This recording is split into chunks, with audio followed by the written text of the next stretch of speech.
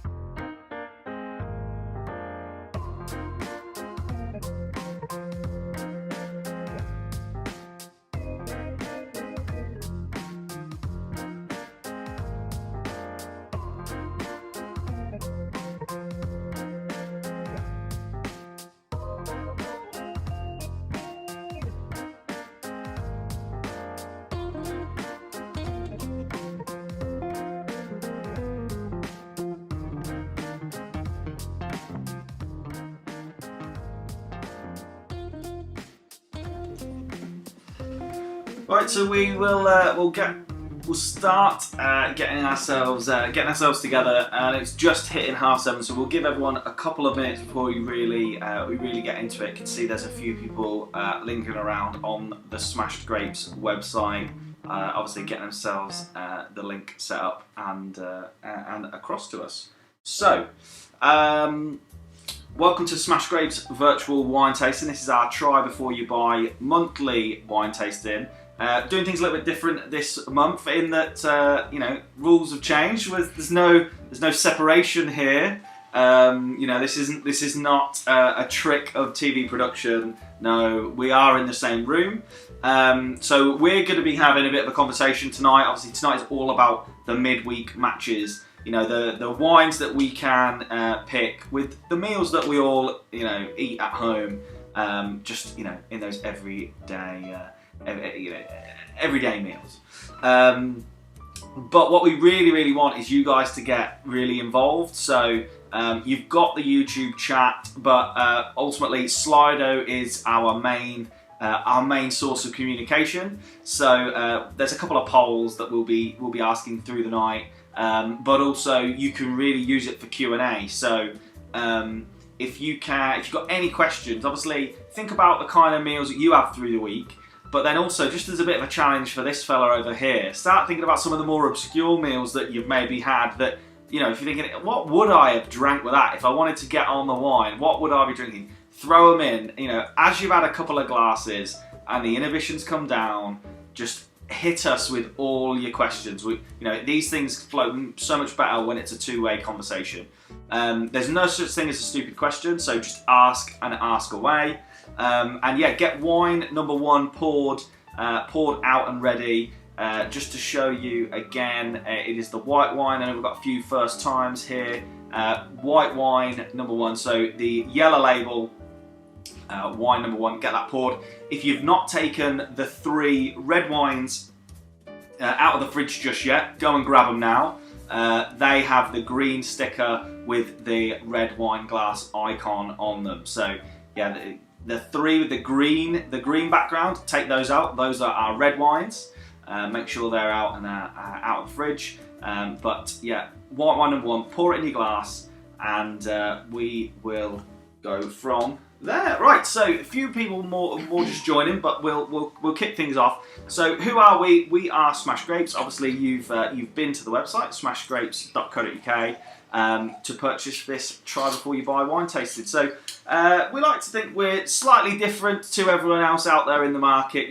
There's obviously this stuffy kind of heritage world of wine where most people can be made to feel like you just don't know enough or you're not asking the right questions. And that is absolutely not what we're about here. We're no nonsense, just straight down the line, give you information ultimately that you're going to find useful, whether you buy your wine from us or whether you're in the supermarket, at the restaurant, etc. We are a small independent business. It's myself and Sam, along with a small team of helpers who get involved with all different things. But yeah, just want to say a massive thank you to you guys for supporting us this far, and it's good to have you here. So as I said before, we are mid-week matching, so we're talking about food and wine pairing. So there's some fundamental bits we want to go over first. Obviously, feel free to start drinking wine 1.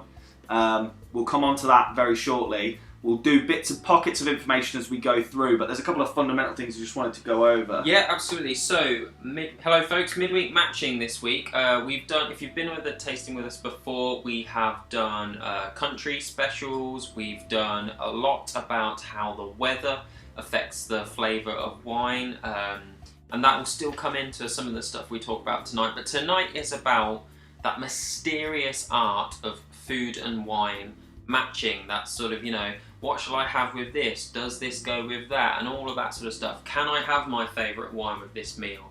And the truth is, there's no real answers.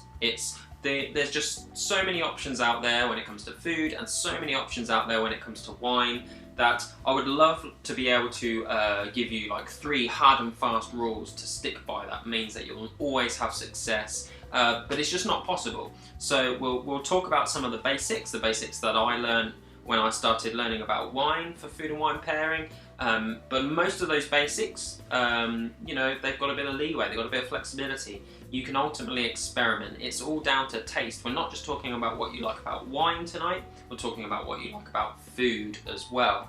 And so obviously we're all different, we all like different things, and that is going to change for each of you. But hopefully with a little bit of what we're going to talk about tonight, you can sort of make some decisions about what you're going to pair with your meals, and some of them might work really well. I've just seen somebody put spatchcock guinea pig on the Slido. I'll have a think about that one.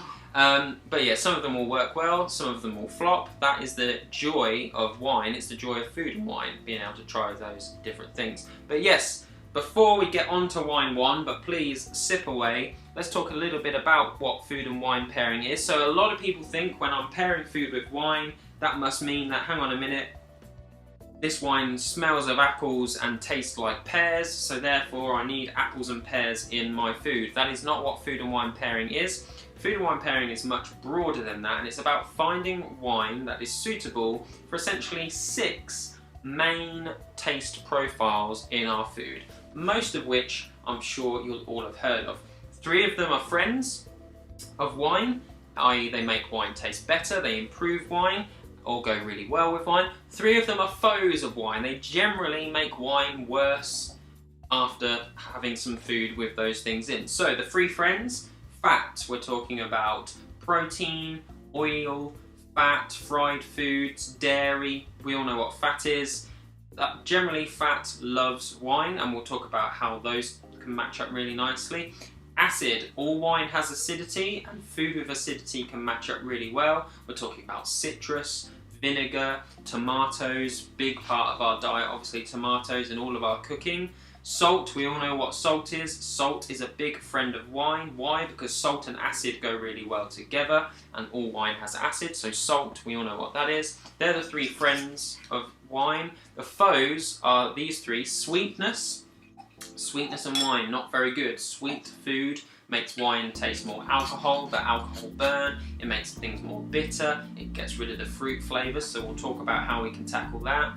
Bitter foods, you know, like green olives or sort of burnt meat, that sort of bittery texture from burnt meat. Bitter foods and bitter wine, the tannins in red wine, not friends at all. We'll talk about how we tackle that. Spice, the worst one of them all. Spice and wine are not friends. Again, spice encourages that alcohol burn flavour to come through on a wine. So those are the 6 main flavour profiles that we're going to talk about. We're not going to really talk about anything further than that, like matching up very intricate flavours of herbs or spices and that sort of stuff. It's literally about the 6 main flavours that you find in food and how you can find wines to complement them. You can complement them in 2 ways. There's 2 ways to do it. You can either mix or you can match. So matching, what do I mean by matching? I'm talking about a dish of food and a wine where they share lots of the same things. So for example here, a peppered steak and a Shiraz, they share a lot of taste properties. They share the same level of acidity, they share the same level of bitterness, they share the same level of fat. So that is a match, and we're going to talk about when matching works. And then the other option is either to mix. A mix is when you actually take a food and a wine that have no similar properties, but somehow they work really well. A great example of this is mac and cheese, or rich cheesy pasta, and something like prosecco, which is clean and crisp and high acid. And actually by mixing, you get this amazing palate cleaning thing. So you've got stodgy food, and you come in with that prosecco, and it cleans your mouth. And so mixing and matching are the 2 ways to look at wine pairing. And some things you can mix with, some things you can match with. And some things you can do both, so that's what we're going to talk about tonight. You said that green olives are a foe of the bitterness of wine, but Maz and Ian, why did we put olives in the pack? So green olives, so bitterness, in green olives I'd be talking about blitzed up, olive tapenade, that sort of bitter thing, but actually the saltiness and the oiliness of the olives in our packs far outweigh that. So salt and fat, or oil in this case, because those olives are quite oily in the bag, they actually sort of balance that out and make it sort of quite a useful, tasty sort of snack to have with wine. Cooked, processed olive. Yeah, cooked into the food, or maybe a better example, but rather than olives, might be like cooked mushrooms, that sort of bitter flavour. They also call it in the cuisine world umami, that umami savoury flavour. Maybe that's a better example. Not necessarily bitterness, but like an umami savoury bitter flavour. Cool. Right. Well, look. Let's get on with White Wine 1. We're here tonight to try wines. That's why we're here. So we're gonna. I'll put the Slido back. I've just seen a note there in the chat. What app do we use? So you need to head to slido.com, just on your phone or on a tablet, whatever. You can scan the QR code. Obviously, we see all the questions that come in there. You'll notice on the right-hand side there's little likes. So if someone asks a question that you think's really good, you can hit like on it. It'll push it up the charts. When we answer them, we'll clear them off. But do, as we go through, just ask as many questions as you want to. I will cut in and stop Sam right in his flow when he's really going for it to ask you questions. So yeah, do get involved with that. Say the two-way conversation makes this much better. So White Wine number 1, it's in your glasses. You've been drinking now for a few minutes. What are we doing here then, Sam? Right, White Wine number 1. Before we do that, this is why we have Slido. We want to know what kind of things you're tasting in that wine. Now, let's say it's not about picking out specific flavours. We're not going to tell you what you should be tasting. We just want to know what kind of things you're picking up in that wine. So what are you getting in there? Pear drops. Fantastic. Okay, so we're going to one of our favourite places. If you've done a few of these tastings by now, you'll be familiar with the fact that we love wines of Romania. This is Umbrele, one of our favourite winemakers out there. Umbrele, this is their Sauvignon Blanc. We love Romanian wines here at Smash Grapes. They offer tremendous value for money. The great thing about Romania, it has very, very similar climate to central France, as we know, grows loads of wine. It's actually more consistent than France. One of the biggest problems France has, and it's why you get people talking about was it a good or bad year, is that the weather is inconsistent in Romania because it's pretty much landlocked. They share all of the great weather properties of France, but without the sort of the inconvenience, the inconsistency of a year-on-year change. So yeah, we love Romania. Romania generally good for cool climate grape varieties. What do I mean by that? If you've not been to a tasting before with us, then you might not have heard this before, but if you have, you'll have heard me go on about this loads. The weather is what influences the flavour of wine, and cool climate wines that do well in colder climates, have certain flavours. So Sauvignon Blanc is a cool climate grape variety. Cool climate means it has concentrated acidity because it's not got particularly a huge amount of sunshine and heat, and so it's not ripened up, it's not developed sugars, and with the sugars comes more tropical fruit. But here we're in the sort of citrusy, high acid area. So Sauvignon Blanc from Romania, could be Sauvignon Blanc from any cool climate here, but we're talking about a high acid, fresh, zippy wine. So that means we can sort of talk about high acid food. So acidity in food. This is our first sort of mix and match here. Acidity in food, really important. Certainly in midweek matches, it comes up a lot, I think. We're talking about citrus flavours in our food, maybe a lemon dressing on a salad, or maybe a lemon with some chicken. Tomatoes, but when I talk about sort of high acid and tomatoes, I'm talking about sort of fresh tomatoes, tomato salad, that sort of thing. Nothing too heavily cooked down. We'll talk about that a bit later on. Vinegar, vinaigrettes are going to put high acid into your food. And so the rules really, if you can call them rules, or the guidance if you like, for high acid food is you need a wine with the same or more acidity in it. If your wine has less acidity in it, the acid in your food is going to make it feel even less, and then as a result what you get is like a sweet tasting wine because the acidity's disappeared, and it becomes what we call in the industry flabby, which is just like a sweet fruit flavour with not a lot going on. It gets rid of the structure and the body of the wine. So, high acid foods, we've got a few different bits and bobs up on the screen here. You need a high acid wine. If you want high acid wine, Sauvignon Blanc is a fantastic bet for you. But actually, any cool climate white wine, any white wine from a colder country is going to be a fantastic bet for you. Particular thing about Sauvignon Blanc as well, which is why I chose it, because I'm a big fan of high acid wines, but you don't generally get me talking to you about Sauvignon Blanc because there's so many out there to choose. A particular thing about Sauvignon Blanc is it's got this sort of green flavour to it. Some people might say it's like grassy, people might say herbs or asparagus. Cat pea is another one, but we won't talk about that. Anyway, that green sort of nature also pairs it up with greener foods like pesto, asparagus, that sort of thing. Another thing to talk about when we're talking about acidity is the fact that salt and acidity are really big friends. And one of the fantastic pairings of this type of high acid white wine, and particularly Sauvignon Blanc, is those salty white cheeses. So I'll put goat's cheese on the screen there, but if you're not a goat's cheese fan, pretty much any of those like white soft cheeses, mozzarella, feta, especially feta in fact, you know, these cheeses are raw milk cheeses, and they've got quite a high concentration of salt, and they go really well with high acid white wines. What do we think? What are people saying? Yeah, Sauvignon Blanc. well, yeah. Throw us some comments in. You can see Sup and Katie, very light and enjoyable. You know, they're enjoying that one. A few different questions coming in. B and Mark, random lift music. Yeah, you got to have a bit of bedded music. Better music going on, otherwise it can feel very stilted when there's no conversation. It's just the way these kind of broadcast things work. So yes, some lovely random lift music for you this evening. So yeah, get this one finished. White wine number 1. Once you've finished that, you can obviously pour out number 2.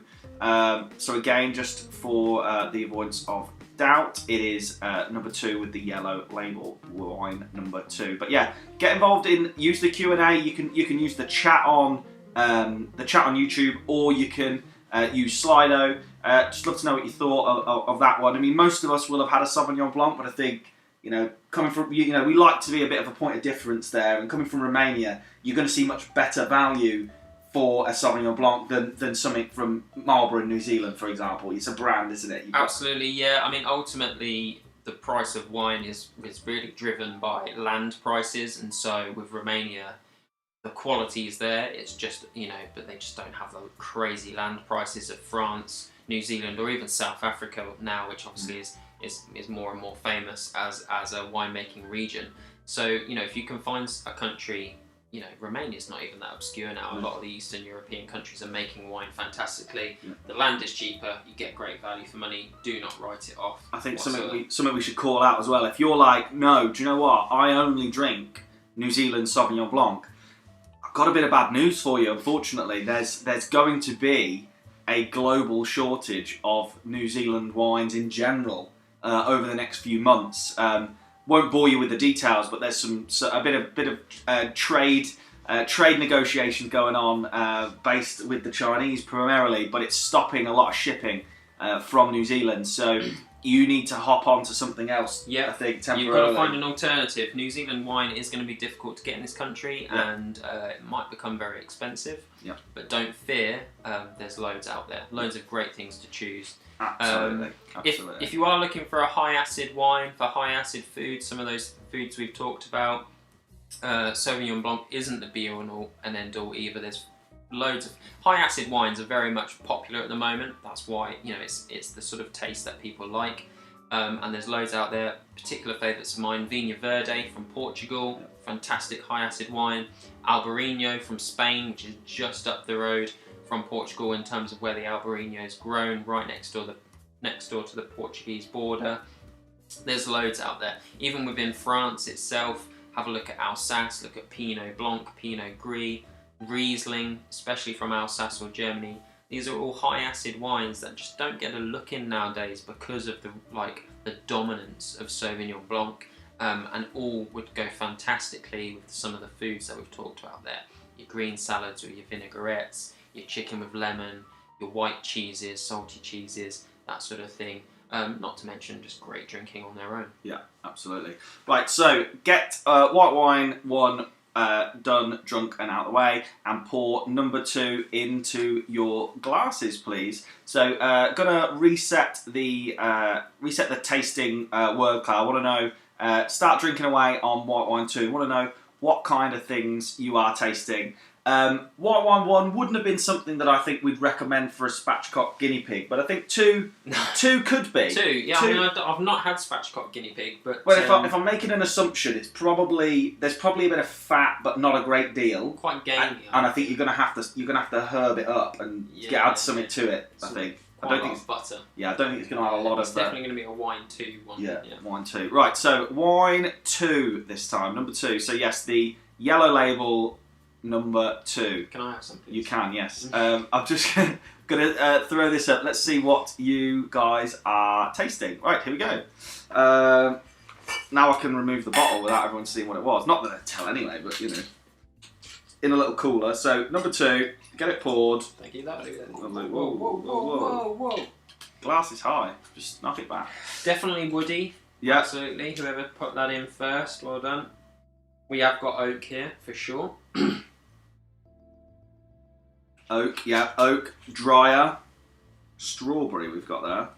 Hopefully you have poured white wine at number 2 there. Drier, yeah, all of that. Yep, woody, right, so we're starting to get these in, so just keep those notes coming in. Let's have a look now. What are we? Yeah, a lot of love for the woody and oak notes.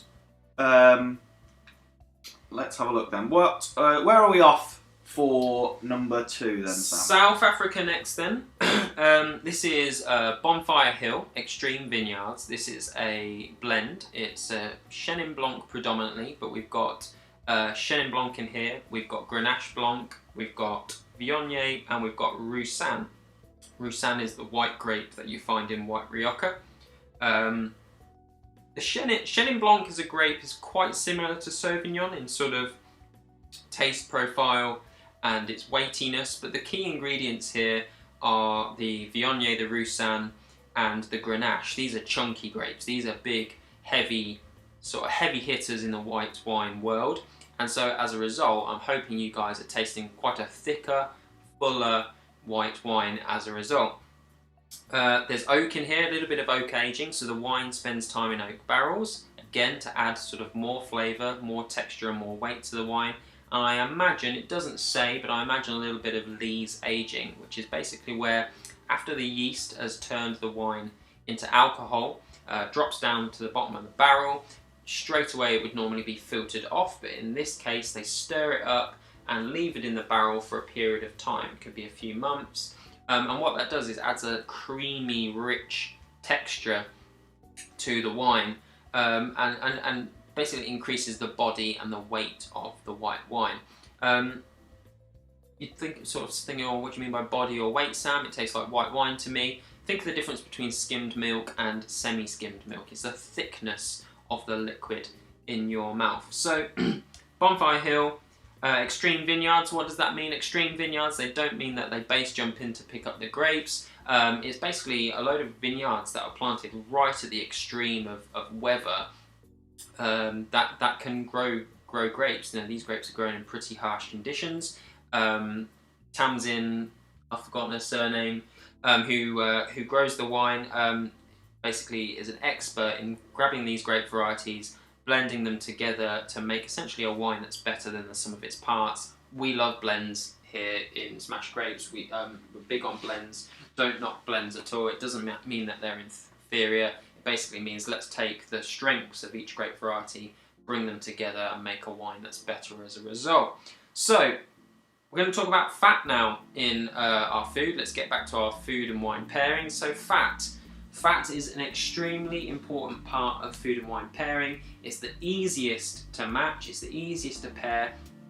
Fat does great things for wine. So it's worth talking about fat and oils and protein first. So like the oils and the protein in fat are fantastic at breaking down the tannins in wine. All wine has tannins. Red wine has more, but there are tannins in white wine as well, and fat breaks it down. Fat generally comes with salt, and as we've already talked about, salt is fantastic for wine. In fact, I was going to touch on a bit more about salt and acidity earlier, but generally salt brings out the acidity in wine, it brings out the fruit flavour in wine, so fat and salt together make fantastic complements to most wines. You can't go wrong with fat-based foods and wine. For this type of wine though, you've basically, with fatty foods, you've kind of got two choices. So if we have a look at some of the stuff that we've got on screen here, this is the mix and match dilemma. Should I mix or should I match? So let's say we've got, I don't know, the fish pie. Fish pie, creamy, rich flavours, maybe you've put a bit of cheese into that creamy sauce as well, lots of fat going on there, lots of sort of high salt and fat foods. You can ask yourself, do I want to add more creamy and richness to it? And then in this case, this type of wine would be fantastic for you, something with a bit of oak, a bit more body, a bit of weight. Or do I actually want to cut through that creamy richness and create a palate cleanser, like I talked about at the beginning, with the mac and cheese? And so you can either match your fat with something like this, or you can mix your fat with something like a high acid wine, like the wine before, or sparkling wine is the highest acid, and that goes really well. Fish and chips and carver, that's it. That's the one, isn't it? Fish and chips and high acid wine, fantastic. I mean, fish and chips is ultimately like the epitome of a fat meal. You've got batter, batter, and you wouldn't want to add more fat to that. You wouldn't want to add this wine to it. Saying that, this wine has got quite a bit of acidity in it, so it's not all fat. It's not particularly, we could have gone like Australian Chardonnay and it would have been like liquid cream in a glass. We've not gone that far. This glass has got plenty of acidity in it, but actually high acid wines with something like fish and chips, amazing. Match works really well. We'll say something like pork.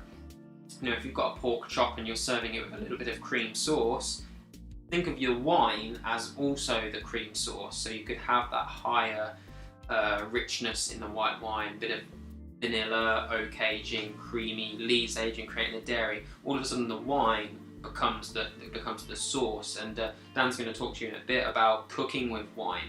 You can actually think of it like that, like if this wine would make a fantastic accompaniment with the meal to cook with, then it could do actually also to drink with at the same time, if you're going for the match instead of the mix. And fat is the one where you've got the sort of the most choice with that. Yeah, like you said there, great creamy sauces, white meats, fried fatty foods, that kind of thing. What, Chenin blend, they say it generally will tell you if there's oaking on the bottles as well, or definitely in the description. If you're shopping from someone like us, we'll tell you it's oaked. Yeah, it'll tell you in the description. It pretty much always says on the back of the bottle nowadays about oak. Less so about lees, but if you see Sobre lees or on lees written on the bottle, that's the yeasting bit that I talked about, which adds the creaminess and the richness. There are certain great varieties to look out for if you want this rich flavour as well. So we've talked about Viognier, we've talked about Roussanne. Roussanne's sister in Côtes du Rhône is Marsanne. Roussanne and Marsanne, try and think of that. These two go together to make Côtes du Rhône, white Côtes du Rhône, fantastically rich. Viognier, fantastically rich. Grenache Blanc. And then also Chardonnay. I know lots of people are going, nah, Chardonnay, it's got a bad rap for terrible oak aging in the last decade or so. Essentially people just throwing oak chippings into the vat to create an oak flavour. But actually, really good Chardonnay from good winemakers, the oaking is done really subtly and well, the lees aging is done really well, and rich, creamy Chardonnay is like the best thing ever with like roast pork or roast turkey at Christmas. Turkey at Christmas, that's one of the few times that I default to a good old-fashioned white Burgundy, which you do pay a premium for because of the name white Burgundy. They just know how to make big, creamy, rich Chardonnay, and it just goes fantastic with roast turkey. So yeah, don't knock Chardonnay. If you're looking for a big, creamy, rich white wine to match up with those types of foods, that's the best bet for you. Well, we've rattled through wine number 2 there, so let's get the rest of the wine in your glass finished before we move on to number 3. So number 3 is with a nice pink label. Wine 3 with the pink label. Get that one poured out once you've finished 2. But we're going to pick up on a couple of questions. I'm going to leave the ones at the top here because we're going to come on to those. Yep, spicy food there at the top. We'll talk about spicy food in a minute. I can't pronounce this. I don't know what it is. Well, and my food knowledge is pretty good. It's the like oval shaped breads that they fill with cheese and egg. Like it's a Khachapuri. Khachapuri, yeah. It's really cheesy, a lot of egg, so a lot of fat in there. Okay, well, yeah. So if it's really cheesy and you've got egg as well, which is obviously high protein, then you're probably going to want something clean and a palate cleanser. So that's the Khachapuri. Khachapuri, yeah. How about Khachapuri? Yeah. So yeah, Khachapuri, if that's your thing, then yeah, you're going to want something that is clean and crisp. If you're not going to go sparkling, I would say something like an Albarino from Spain would be really good. I think it's a Georgian kind of food. So I mean, Georgian wine's great. Yeah, we've got a bit of love. Romania and Georgian Reds are, someone said, their favourites. So nice Romania fan as well.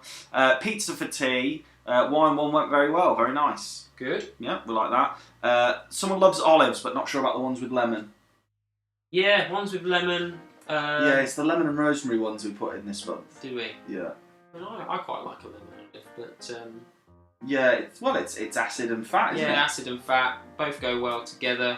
Yeah, you're going to want something high acid, and I mean, red wine number 1 actually is going to be high acid, and also got a rich fruitiness to it, which will that sweetness from the rich fruit, would pair well with it. But yeah, anything high acid with a bit of sweetness to it is going to do well there. So something like Frappato from Sicily would be really nice. Would this be oak barrel or oak chips? The oak chips is like a no-go, right? Well, yeah. So there is a thing, oak staves. So a lot of winemakers that really want to go subtle on the oak will actually take the planks, the staves that make an oak barrel, and they will like dip them in. I always think it looks like when the nuclear reactors, are dipping the uranium rods into it looks a bit weird, but so they dip the barrels in. So that's staves, and then oak barrel, obviously we understand what that is. I mean, even barrel aging has a huge amount of variety, because if you age a wine in an oak barrel that's 200 litres, or one that's 2,000 litres, it's going to have a very different effect, because if you imagine, there's a different amount of wine touching the actual sides. Yeah, surface area. So this is in oak barrels, this wine. It's not staves. It's definitely not chippings. Chippings is at the cheap end of the market. It's not great. What it tends to mean is actually the quality of the oak is not great. But at the same time, you're really oaking to death the wine, because if you're throwing in loads of oak chippings, it's not about surface area anymore. Everything's getting a big coating, so it's not great. And then, while we just finish this off, what would you accompany a pack of salt and vinegar Pringles? You've got a nice. I mean, I sometimes find that salt and vinegar Pringles, especially because there are levels of crunch to crisps. Like, I'm a man who enjoys my crisps, right? And I think a Pringle is crunchy enough sometimes to just catch the roof of your mouth, so that you really feel that salt and vinegar burn sometimes.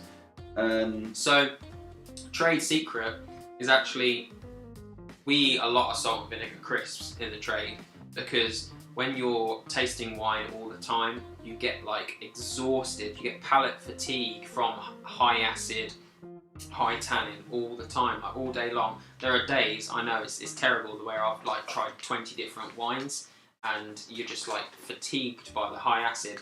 Salt and vinegar crisps are a godsend, because the salt basically brings out the fruit and the sweetness in wine, and the vinegar calms down the acid and the tannins. So basically, salt and vinegar crisps are just a winner all day long.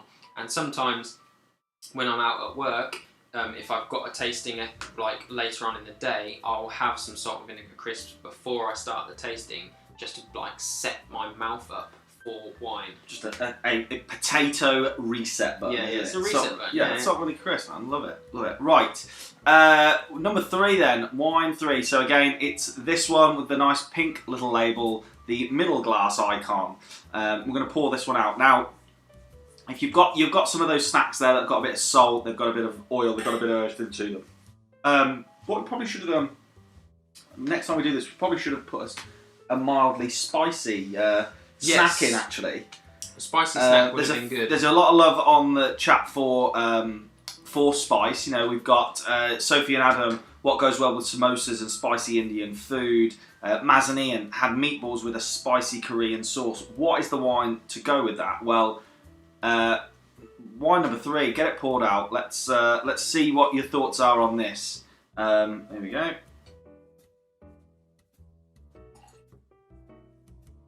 You can use the same glass, don't need to change yet. We'll change when we get onto the reds. What on number 3? Let's bring this up. Want to know what you are tasting here. There we go. Right. Number 3. What wine? Well, not white. Clearly not a white wine. It is a rosé. We can confirm that's why it has a pink label. Number 3, cherry. Yeah, yeah. Do you know what? Jelly sweet. Jelly sweets, definitely. Yeah, I was saying that like kind of like almost perfumey sweetness. Yeah, Yeah. absolutely. Strawberry. Haribo, cherry. Yeah. Yeah. Like gummy bears is like actually a tasting profile that's like official when you do your exam, when you do your wine exam. Gummy bears is one of the things you can say. Yeah. Yeah. See, and like what happens? I mean, I'm sure you can see it on your phones as well. What happens as more of you pick the same word? Obviously, it gets bigger and bigger on our side, so we can, we get a sense of what you guys out there are saying. So obviously, strawberry is massive. A lot of you saying that. Rhubarb, jelly. Actually, yeah, jelly. Jelly's a good shout, rhubarb actually. as well. Yeah. What very fruity. Parma violet. I think that plays into that like perfumey vibe I got from it. And I'm not a massive rosé fan. And I'll be honest. This isn't the style of rosé. If I was just sat in the garden in the sun and just having a drink, it's not the type of rosé I would drink on its own. No. But with food, this is the type of rosé that we should be going for. So let's see where we're at with this one then. So where are we? So we're back to Romania again. This is Solara. It's by Creme Recas, the same people that made the Sauvignon Blanc at the beginning. So basically, we'll be straight with you. We loved this rosé when it was on last year's vintage. We thought it was fantastic, and we put it in the store, and it was a lot drier. It was a blend of Merlot and Vitesca Negra, which is a Romanian grape variety that we love. In fact, you can get a red Vitesca Negra from the store at the moment, Solvari. The new vintage has come out, the New Year's harvest, if you like, and for whatever reason, they've gone with Cabernet Sauvignon instead of Vitesca Negra. Maybe there wasn't enough. Maybe the Vitesca didn't do very well. We don't know, but that's life in the wine industry, especially when you're buying from independent winemakers like this. Things change year on year. They have a frost and they can't grow that particular grape variety anymore, or whatever, and they have to just go with the flow. It has made the rosé considerably sweeter. But I wanted to still include it because, a lot of us might sort of stick our nose up at sweet rosé, but it does have a place in the world outside of sort of teenagers, guzzling Echo Falls from the box in the uni bar. Sweet rosé is fantastic for spicy and sweet food. So if you remember, I talked about at the beginning, spice is very much the enemy of food. Spice brings out the alcohol in food. It brings out the alcohol burn flavour in your mouth, and it makes the acidity feel more acidic and astringent. And sweetness, well, basically, if you've got any level of sweetness in your food, it will sort of overpower the sweetness in the wine and leave it feeling bitter. So what you need to counteract those things is sweetness in the wine.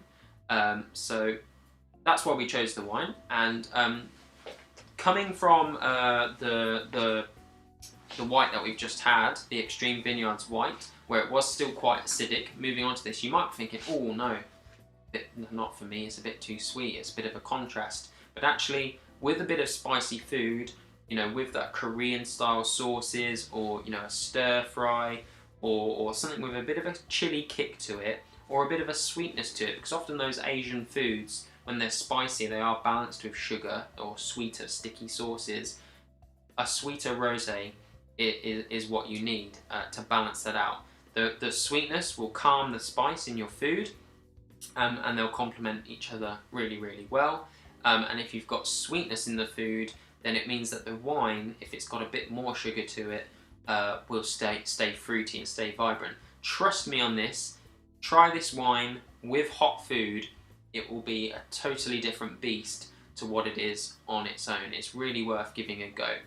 Rosé, in general, is a fantastic all-rounder for food and wine pairing, because it sort of sits in that middle area of bit of acidity, bit of sweetness, bit of tannin. It's got a sort of a good all-rounder. Even dry rosés, you know, do really well. But a sweet rosé, don't knock it till you've tried it. It's fantastic with your spicy food. If you have ever tried, you know, drinking a nice quality red wine with hot spicy food, it's horrible. It really strips it down just to its bitter acidity. So yeah, fajitas, sweet and sour chicken, curries, Thai red curry, noodles, all those sorts of things. Give it a bash with a sweeter style rosé like the Solara, and you might be surprised. It's quite enjoyable. Very good, very good. So let's try spicy Asian foods, meals with sweet sauce. Again, this is this is 12%. It's not not on the upper scales, but it's not a light alcohol wine. Definitely something. I've tried this with food, and it's a completely different experience. I'm not sure if there's a bit of a time lag on some of you watching out there. Weiss End olives, if they don't pair, they do pair. It was a kind of not the best example for us to give for bitterness. Lemon and the olives themselves are obviously salty, fatty, acidic. Those are the things that work with wine. So the bitterness was more kind of your processed, cooked olive. Should have really gone with more of a mushroom kind of a vibe there. So yes, they do pair. What grows together, generally speaking, goes together. If you're like, I'm enjoying drinking these different wines, but I'm not thinking about anything else in regard to the food. That's kind of a little mantra you can have. You know, what grows together goes together, and ultimately as well, the native food of a country will generally go with their style of wine, because the two things will have evolved together. So if you're it's southern Italy with rich tomato sauces, you go with some of the wines that they're producing in that area. The same all across France. If you're somewhere really coastal in Spain, and their village wine that you're going to get when you're out and about in a clay pot, probably going to be a high acid white or something.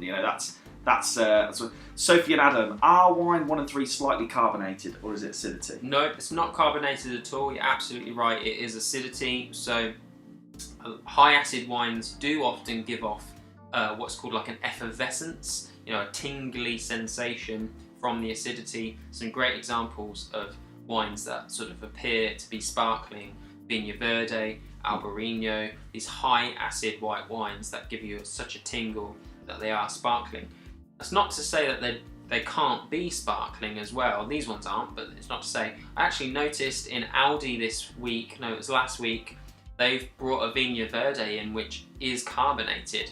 I bet you it's great, worth trying, give it a go. If you like high acid style wines like Sauvignon Blanc, give that a try. I'm sure it'd be quite nice. Another little question here. I thought there'd be more tips on how to taste wine properly. Now, I think kind of this is very much the stance that Smash Grapes are taking. If you've got a glass, you pop it in your mouth and you have a little drink. That's tasting wine properly. We're not going to force anyone to do the sniff, do the swirl. Suck in air as you do it. Swash it around your mouth. Now, there's benefits to doing those kind of things for sure, but it's a lot of that is not necessarily how you have to taste wine. It's it's very much some of that is just the enforced stuff of people telling you how you should. Yeah, I mean, the it, thing you know. about tasting wine is like absolutely, like, you know, in order to pass my WSET exam, did a lot of this, did a lot of this, but that's because I then had to sit there and write down 20 different things that I could taste or smell in the wine.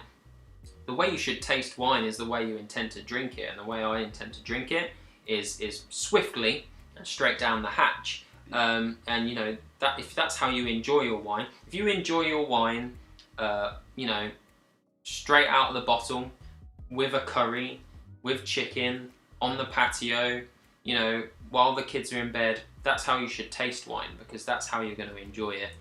You know, wine is for drinking, not for pontificating too heavily about. So yeah, you know, there are ways to taste wine. You'll work them out for yourselves, but just do what's good for you. Yeah, I mean I think that's you know, that's definitely the kind of the stance on it is taste the wine the way you're going to drink it. You know, if you're intending to have friends over for a party and you're like, oh, let's see what wines we're going to get in. Find a day when it's, you know, there's a bit of predicted sunshine. You're maybe going to light a barbecue and just try the wines as if you're sat there having a drink with your friends, because everyone's not going to sit round and get their nose in, which obviously is a massive part of wine. You know, sniffing is a big part of drinking. It's why when you've got a cold, the flavours of stuff are muted. So yeah, everyone give it, you know, have a bit of a sniff, but ultimately, yeah, taste it the way you are going to drink it. What distinguishes rosé from a light red? We'll come on to some more questions in a minute, but yeah, that's an easy one. Skin. Yeah. So it's the skin in a grape variety that gives its colour. So all grapes, no matter what the colour, have clear juice. The juice is always clear. It doesn't matter what colour the grape is. It's the skin that gives colour. So let's take Pinot Grigio as a great example. Pinot Grigio, we know it as a white wine. The juice runs clear, makes a white wine. Pinot Grigio means grey. It's got a pinky grey colour to it. When you leave the skin from that pinky grey skin in the juice for maybe, I don't know, 15 days, you create Pinot Grigio Rosé. It picks up that pinky colour. Red grapes, doesn't matter how dark red they are. Monastrell is a fantastically dark red grape variety. The juice is clear, but you leave the skin in for something more like a few weeks or maybe a few months, and the skin is what dyes the wine. And it's not, the skin isn't just there to dye the wine, so you think it's red, the skin also adds flavour, and most importantly tannin, and that's that bitterness that you get in and that body in red wine. So they don't just put the skin in for colour, they put it in for flavour as well, but that's what makes, a skin is basically the colour. Yeah, and obviously a rosé will only get to a certain colour, will have less time, and a light red. Yeah, like 15 hours. Yeah. Some rosés, you know, of skin contact, because they don't want tannin and bitterness or body. They just want a whiff of colour, a little whiff of red fruit flavour, and that's it. Yeah, and then your lighter reds, your Pinot Noirs, and actually sometimes it can be because the skin itself is very thin. Yep. So Pinot Noir, a light red, has thin skins. Yeah. So it's not going to impart as much as a Monastrell and Mourvedre that's got, you know, really thick sultry skin. So there's an element of the grape itself, but also the process that goes into making it. Right, so wine number 3, get that done. This is the point in the night where we generally suggest you maybe change your glass as well, because we're going to move on to our reds now. So those are the ones with the green label. But just to give yourself a minute or two before we do move on to that, what I just want to show you is you, as part of taking one of the Try Before You Buy kits this evening, you've been given £10 in wine tokens. So wine tokens are the Smashed Grapes equivalent of the club card. We all know what the club card is, yeah? And as Brucey used to say, what do points make? Points make prizes. So the more points you have in your wine token account, the vouchers that you can redeem to spend online. So I am just going to walk you through now how to redeem them. You've got £10 worth sat in your account right now. They were applied just before this evening's tasting. So if you headed over to the Smashed Grapes website, which you all know, smashedgrapes.co.uk, obviously as you can see, I'm here on I'm on a desktop, but it's a very similar experience if you were on a phone. What you need to do, the very first thing you need to do when you go to the Smashed Grapes website is you need to find the little person icon here, top right, the little person, and that is where you're going to log in to your Smashed Grapes account. Now, I can hear some of you at home going, Dan, I haven't got an account, right? When you order, you have to put an email address in, and the email that we've sent you the info out tonight, your order confirmation, all of that, that is where we've applied your wine tokens. So if you've never signed in, you just click create an account down the bottom, create account here. Or if you have signed in before, you just fill your information in. But it's really important that you register the account using the email address that you booked tonight's tasting with, because that is where the points have been applied. So you fill your information in, click sign in. If anyone forgot what their email was, have a quick look in your inbox and look for the emails from Smashed Grapes, then you'll know. Otherwise, just get in touch with us. There's a little chat box on the website, or you can email us or get involved on socials. But yeah, you can click sign in, and then once you're signed in, there you are. This will show any orders you've placed, or if you've got one of our monthly subscriptions, you can manage your account there as well. I'm just going to head back to the homepage just so that it stands out slightly more, but I'm in the shop now actually. But see down here bottom right, on a phone you just see the star, but if you're on the laptop you see wine tokens. You're going to open this little portal, and when you open this, it's going to show you here, this is your wine token balance. This is how many points you have. Okay, so you'll all have at least 950 points, which is what you need to redeem a £10 voucher. So it'll show you here that you've got 950 points. You get extra points for creating your account, for giving us a like on Facebook, sharing us on Instagram, that kind of thing. Put your birthday in, we send you a little birthday treat as well. Bernie's not long had her birthday treat. I know you're out there tonight. Hello, Bernie. Happy birthday. Bernie. Happy birthday for earlier in the month. But yes, you see here, it'll tell you how many points you've got. You click view, and then you can redeem your voucher. It's as simple as that. You press redeem, it'll give you a code. If you then go straight on and shop, that code is automatically applied. Otherwise, it sends you an email and gives you a code that at the checkout you pop in to get your £10 off. So that is £10 that you have for Smashed Grapes. You can spend it on anything, but to use after this evening. Just while we're here in the Wine Token portal, what I'd love to show you as well is actually the best thing you can pair wine with, regardless of any meal, is your friends. And if you go down to the bottom, we've got a little referral portal. I mean, that was cheesy, I know it was, but we're two guys just trying to get the world drinking good wine.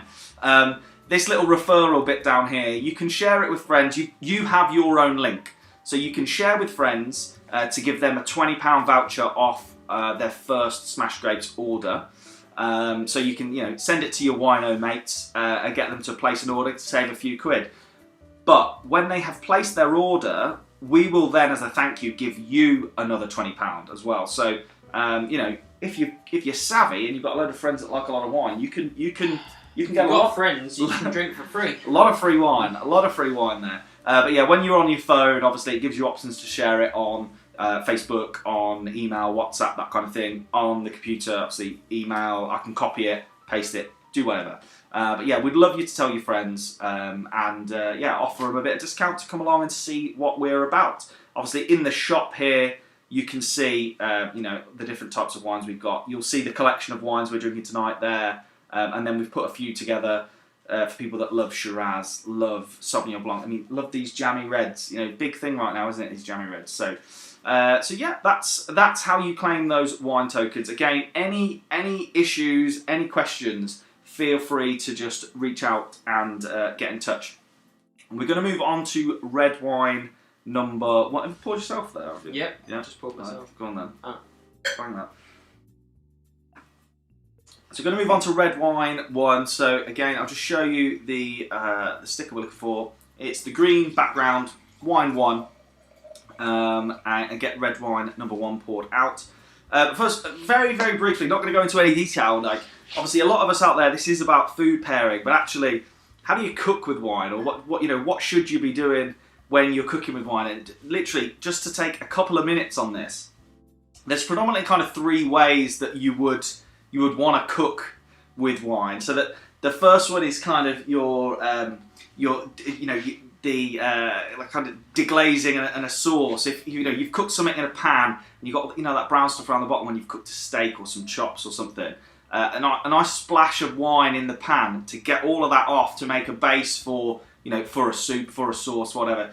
Throw a nice high acid wine in there, a light red or a white in there.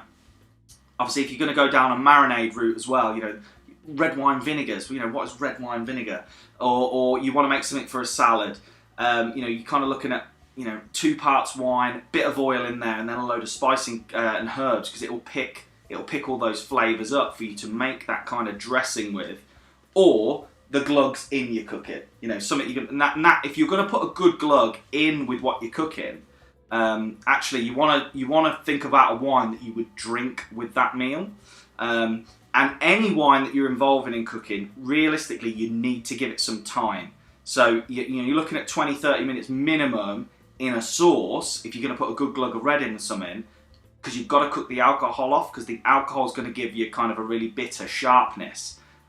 You drink wine to get the alcohol, let's be honest, but not in your food. So just whenever you are cooking with wine, make sure that you give it plenty of time to cook some of that alcohol off, because you want the flavours, you want the aromas. If you're going to reduce wine in a gravy or in a jus or something, you want the flavour, but you don't want the alcohol, because that's not the kind of taste you're looking for there.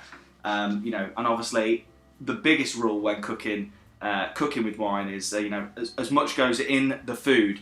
Chef has to have a little taste as well. Absolutely. Ultimately, that's the main rule there. Right. So number 1, Sam. What do we got here on the Reds? Where are we in the world? Let's see. Keep the questions coming in.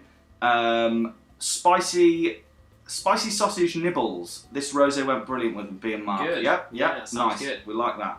What size is an acceptable glug? I mean, up to you, really, isn't it?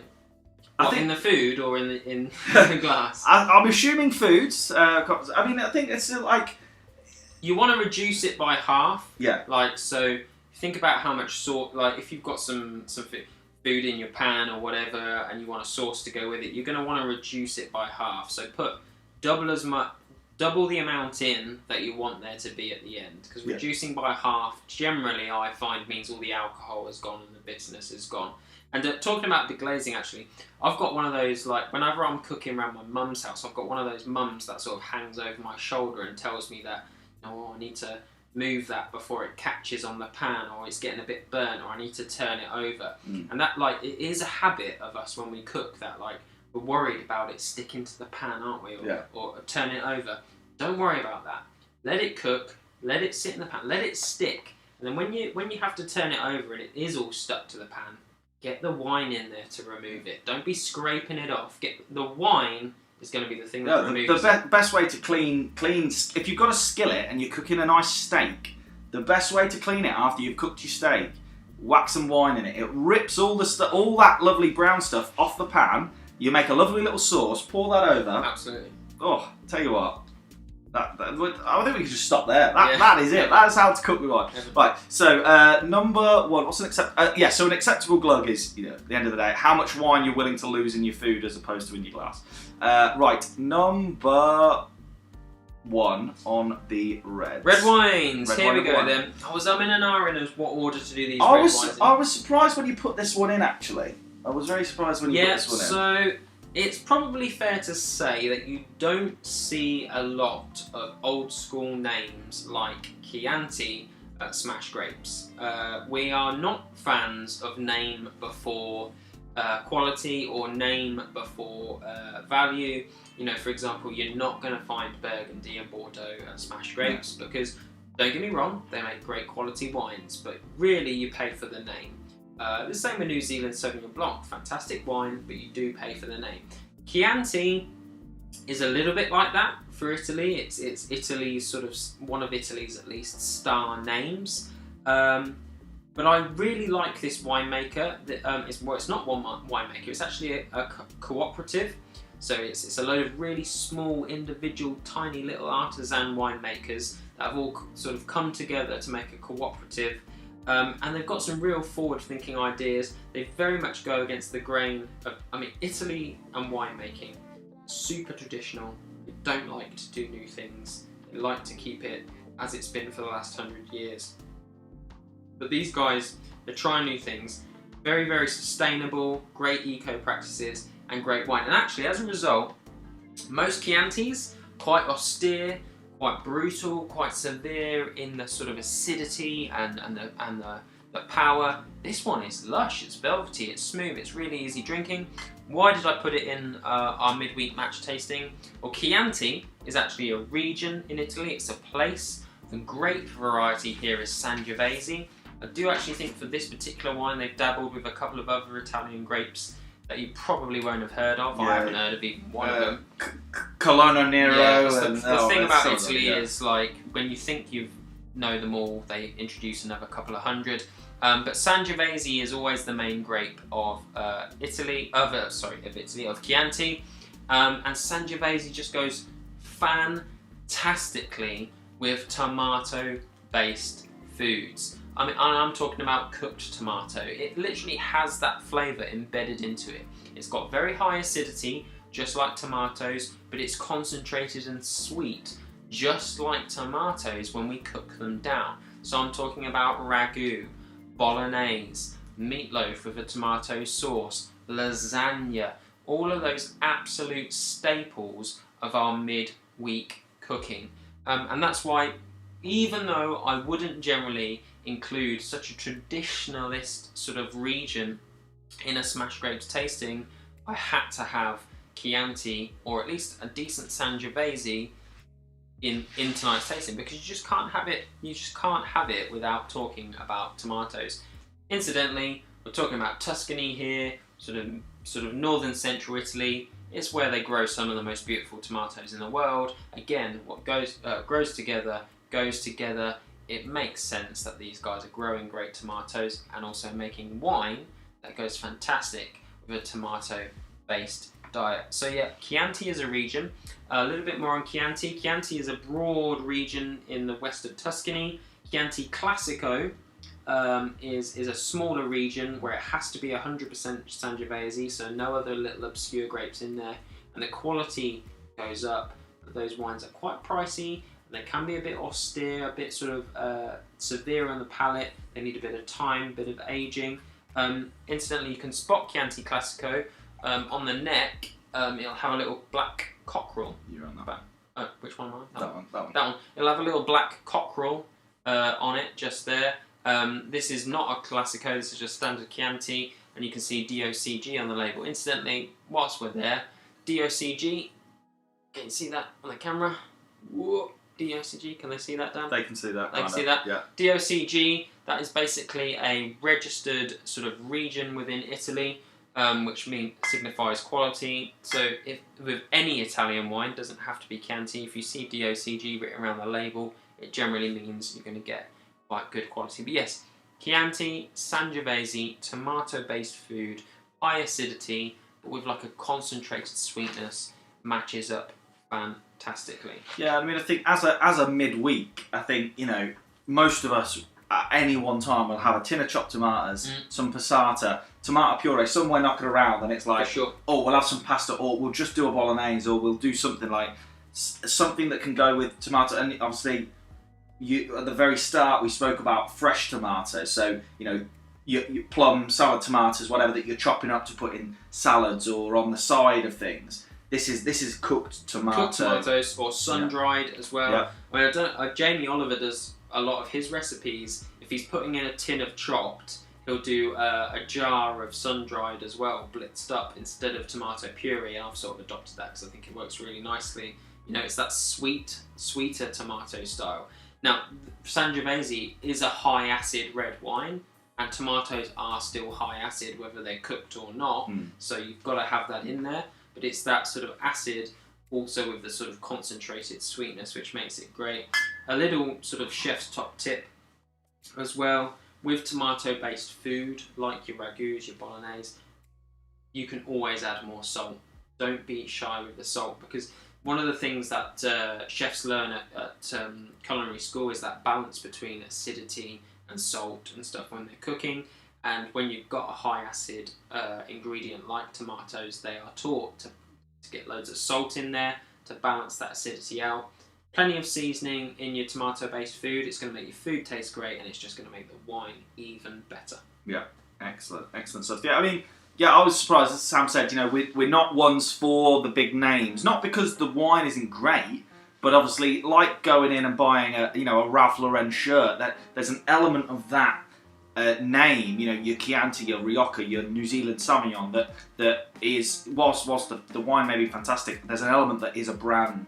And actually, you know, very much we're driving the slightly lesser known regions, grapes, etc., to give you some real value. But this particular winemaker is obviously doing things slightly differently. Just happens to be in the region. But yeah, no, it's lovely. Right, someone put in there, you know, eat really easy drinking, doesn't need food with it. Yeah. Now, yeah, ultimately, you know, there are certain wines, yeah, that, you know, we have a collection ourselves called patio wines, which are the ones for sat in the garden drinking that you just don't need food with. But yeah, you know, if you find a wine that you enjoy just drinking on its own, go for it. There are foods that will no doubt enhance it, and if you're like, oh, you know, I'm a massive fan of this particular wine, and you can select your menus based on the wine you've got coming in. You know, we had a white wine a few weeks ago. It was a South African, the Strange Brew one. It's really high acid, but it's like, you know, let's find something. Let's have some food that goes with this, and it's an easy drinking wine on its own. And you know, just picking a food based on the fact that we know we've got a bottle of that in to drink. You know, right. So yeah, get number one finished. Get it out the glass. A lot of love for the Chianti, Linda, on the YouTube chat there. Glad you added this. It's lush, dry, plummy, licorice, soft, warming. Aftertaste like port. Lovely red.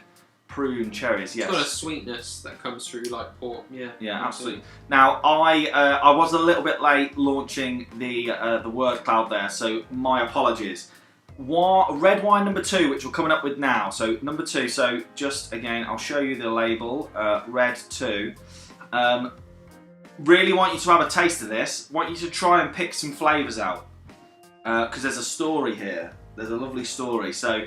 I'm going to launch the flavours. To get wine number 1 done, have a little drink, get number 2 poured out in a new glass. There's somebody asking about dessert wine. There was. I was going to come on to that before the 3rd, but yes, let's do it now. While everyone's pouring wine 2 and having a little dry, why are some wines called dessert wine? Is it to replace or complement?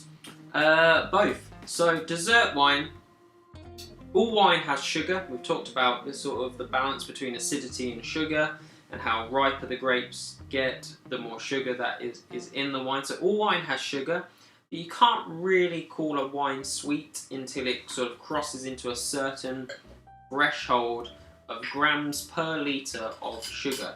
And often, in order to do that, they don't just need plenty of sun, they need some other things. For example, freezing the grapes, or cutting the alcohol fermentation short, various different things that create dessert wine. It's a category of its own, which has loads more sugar per litre and creates these thick, syrupy wines. So there's even a scale within dessert wine.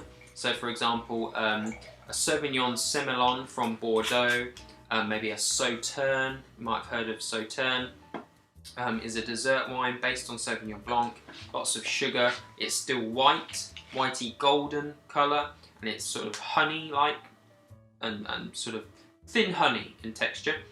If you go over to Hungary, where Tokaj is a really, really famous and world-renowned dessert wine, it's dark maple syrup, and it's thick, and it's dark, and it's got even more sugar in it, and it's really gloopy. And those are dessert wine. And there's a whole spectrum in between. Different grape varieties, different amounts of sugar, different colours. They are dessert wines. They're not to replace dessert. Well, they could do. I mean, quite frankly, I'm not a big pudding fan. I don't like sponge or anything like that. I'll just take a dessert wine on its own. But they are to complement dessert, because as I've said, you've got to have more sugar in the wine than the food for it to work. And if you are sat there with, I don't know, sticky toffee pudding, none of the still wines tonight are gonna have more sugar. None of the wines we stock on the store, in fact, are gonna have enough sugar to complement a sticky toffee pudding. So you need those dessert wines with much higher sugar content to go with them. There is a little bit of a twist in that deal.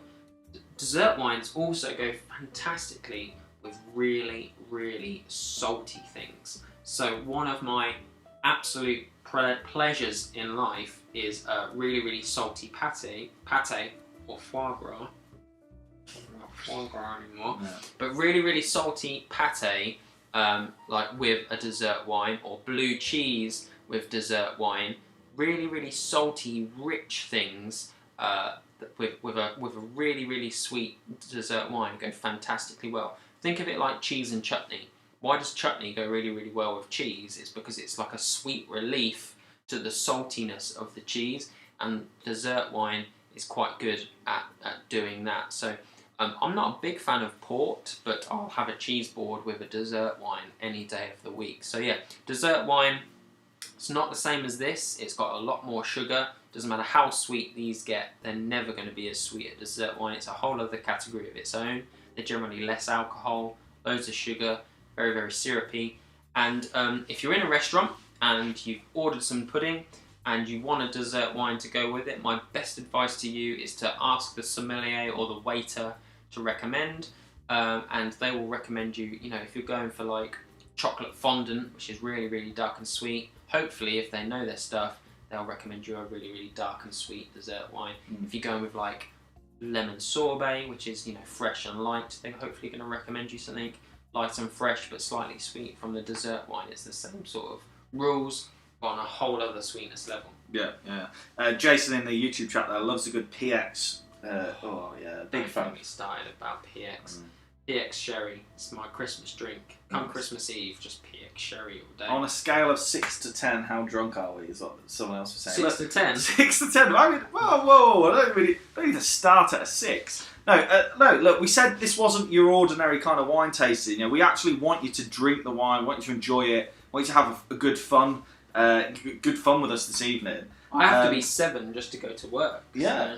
No, it's look, we're this is not a swirl it around, little 50ml job, spit it in a bucket. Like we said, this is let's taste the wines the way they're meant to be enjoyed, and Smash Grapes is all about just great drinking wines. As much as they are for having with food, which is just kind of the theme we went with. All of the wines. We put a good wine guarantee together. We have the terrible. Someone made a mention.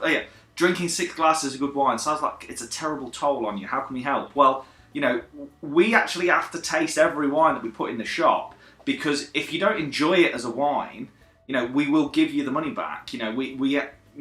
Every wine that we put out and that we push to the public, we believe is a good wine. It's nice. Has its own place in the wine rack. Whether that is with food, whether it's on the patio, whatever. We're enjoying drinking these wines as much as hopefully you all are at home as well, right? Rarely drink red, but there have now been 3 of your reds that I really like, says Jane. Good stuff.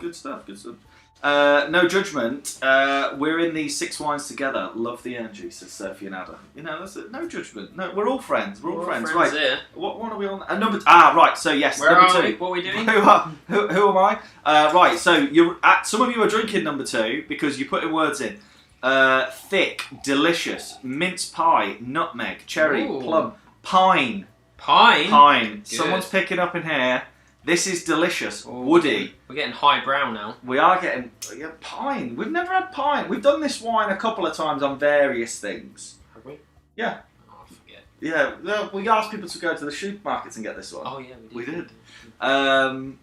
Plum. I mean, yes, you're going to get a lot of plum in this. For sure. Plum all day long. Plum every day of the week. Blackcurrant, yeah. Raspberry, yeah. Thick. We're getting a lot of thick comments. Yeah. Obviously, that comes down to the whole body, the whole body of the wine and what that means. And I think the best way of describing that, I'm not sure if you touched on it already, the milk. Red, green to blue milk. That whole thickness. It's all a liquid, but it's the mouthfeel it gives you. So, yeah, no, definitely wine 2. So nutmeg, blackberries, mince pie, chocolate. I mean, there's a lot of love for chocolate. I can see as well. Yeah, bit of a chocolatiness to it. Mm. Okay, so before we tell you what wine 2 is, settle in, get comfortable. It's time for a history lesson. So, we're in Chile. Chilean wine. So, around the 1600s, the conquistadors and the missionaries head over to Chile, the New World, and they take with them mostly Spanish grapes, mostly Spanish grape varieties that pretty much nowadays are unheard of and are extinct. They take them over and they start developing vineyards in Chile, and it goes very, very well, and they produce pretty good wine. Come around the 1800s, the French turn up there, and they turn up in Chile, in the New World, and they realise that the climate in Chile is very, very similar to Bordeaux.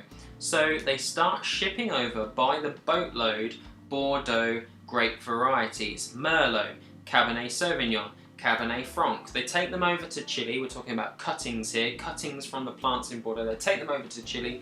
They do fantastically. They're doing really well. They've got a whole new industry in the New World. 1860 comes along, and pretty much the greatest disaster in the wine industry happens. If you've not heard me talk about it before, it's called phylloxera. It was a tiny, tiny little beetle, tiny little mite that in the 1860s came over from the Americas, landed in Europe, and decimated the vineyards across Europe. I'm not talking about, a little blip in the industry here. We're talking the people of France nearly starved to death because their entire industry was wiped off the face of the earth. This little mite destroyed the roots of every single vineyard across Europe. It was a massive, massive deal. People starved to death as a result of it. Loads and loads of grape varieties went extinct. One of those Bordeaux grape varieties was Carmenere. Carmenere, it was grown in Bordeaux. It was a fussy grape, it was a difficult to grow grape, it was already on a downward slope. Phylloxera came along, it was gone. They didn't save it. They rushed to save the Merlot, they rushed to save the Cabernet Sauvignon. They thought, Carmenere, sodja, you can die. And it died out, and it was basically extinct. Over in Chile, in the Americas, the roots there have evolved to be resistant phylloxera. They're having a great time. Chilean wine industry is going from strength to strength. They're making fantastic wine. In particular, their own brand of Merlot. They called it Super Merlot. It was like the Bordeaux Merlot, but it was better, it was richer, it was fuller, it had more plummy flavour, and it grew fantastically. It coped with all weathers. They were having a whale of a time. 100 years later, we're talking now into the 20th century, and the commercialisation of Chilean wine, and Chilean Merlot is literally the launch pad which takes Chile onto the wine map. Come up to the 90s and the introduction of DNA testing, and some people are like, this Chilean Merlot is doing so well, and it's so weird, it's so different to all other Merlot around the world, which all originated from Bordeaux. Let's run a DNA test on it. The game was up. It was Carmenere. The entire time, 50% of the Merlot grapes that the Chileans were selling was actually Carmenere. It had survived phylloxera, it had come over on a boat to Chile, and it had thrived in the Chilean climate. Carmenere, it is Super Merlot. If you love Merlot, if you love that plummy, rich, velvety texture of a medium body, medium acid, medium tannin red wine, and you often hear me knock Merlot for being the medium grape variety, Carmenere is Super Merlot. It's got all of those characteristics but tenfold, and I absolutely love it if you hadn't worked out. It also has this other characteristic. I'm going to get a bit more scientific now. We've had the history lesson, we're going to science now. It's got this compound in it called pyrazine, and pyrazine is the green sort of flavoured chemical compound that we love in wine. So in Sauvignon Blanc it creates that sort of gooseberry flavour. In Cabernet Sauvignon it creates that minty flavour. In Shiraz it creates like a green peppercorn spiciness that we love with big Aussie Shiraz. And in Carmenere it's like a green bell pepper sort of savoury flavour. So not only are we getting this fantastically rich plummy red fruit, dark fruit flavour, we've also got a green spiciness to it. Fantastic grape variety. Hope you feel the same way. Yeah, I think what's lovely about this as well is a lot of supermarkets are stocking this now. You can find this in a lot of their own specially selected. It is a fantastic red wine for food. like lovely, lovely red wine.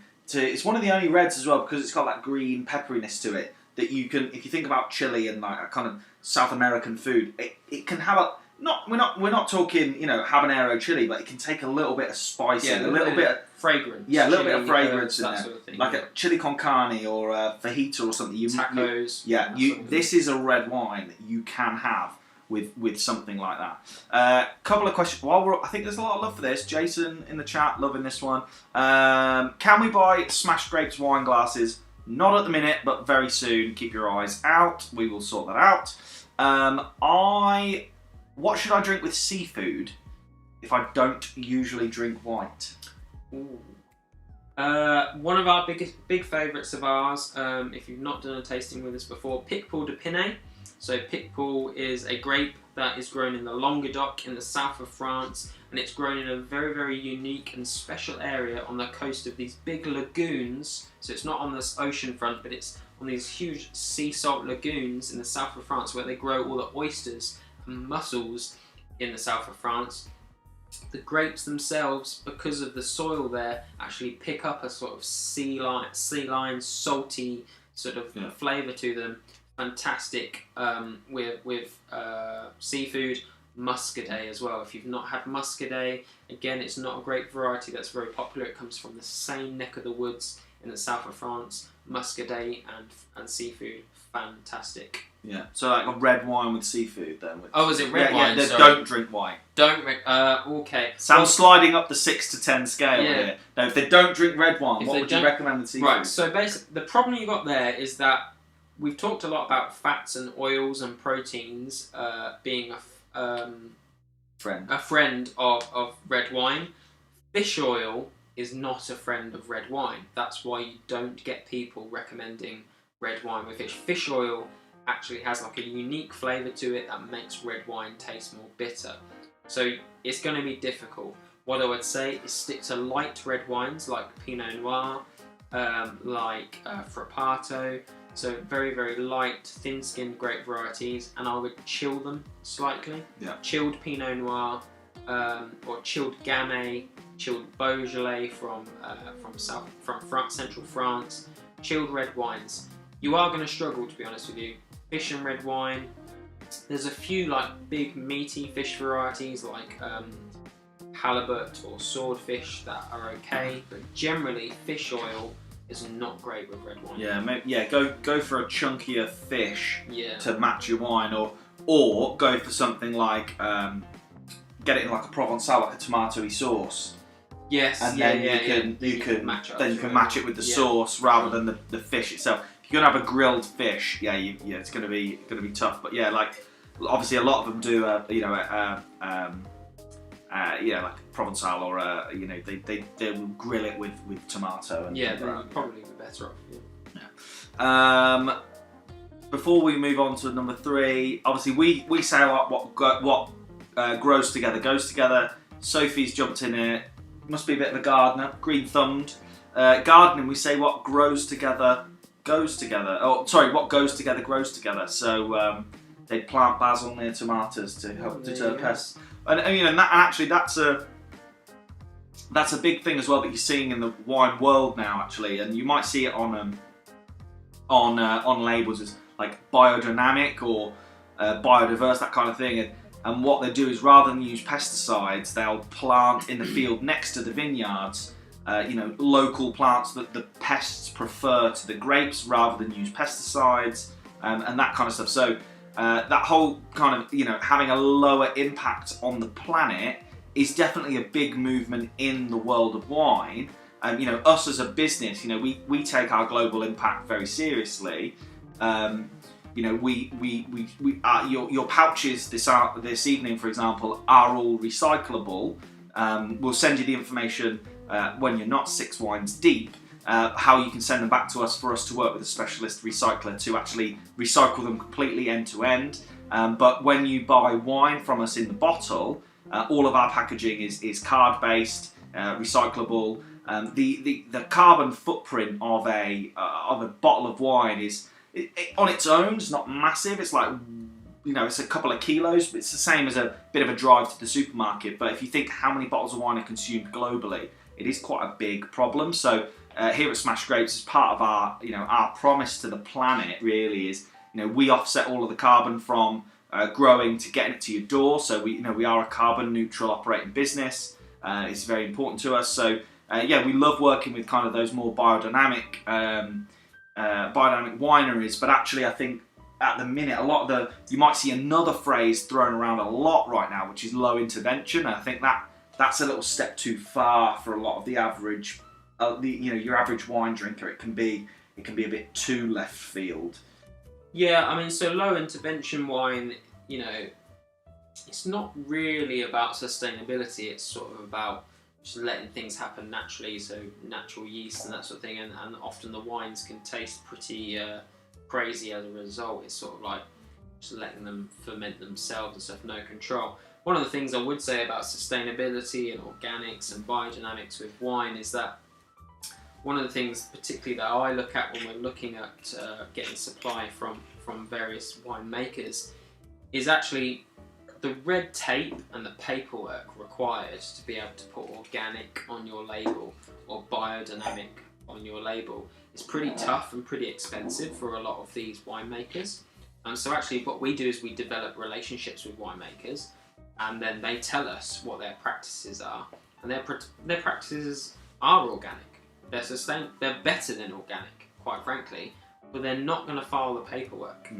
And so they're not going to get it on the label, and that's fine with us because we've got that relationship with them. We understand what they're doing, and we're happy with that, and we're happy to present that to you as sustainable and great for the environment. So, like, organic wine, great stuff, go for it.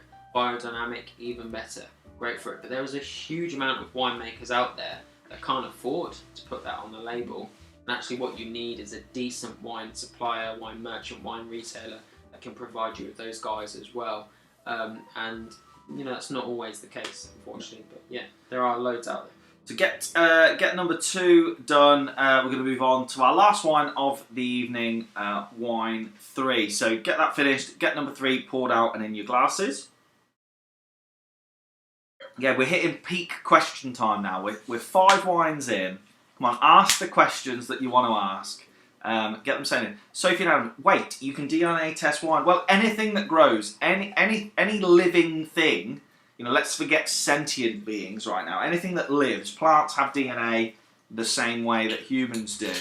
Yes, you can test the genetic makeup of that to figure out where it came from, and where that's how they build the family trees of wine, and what came from what. And there are a lot of grapes that were taken over many hundreds of years ago to various parts of the world that have evolved to their own versions.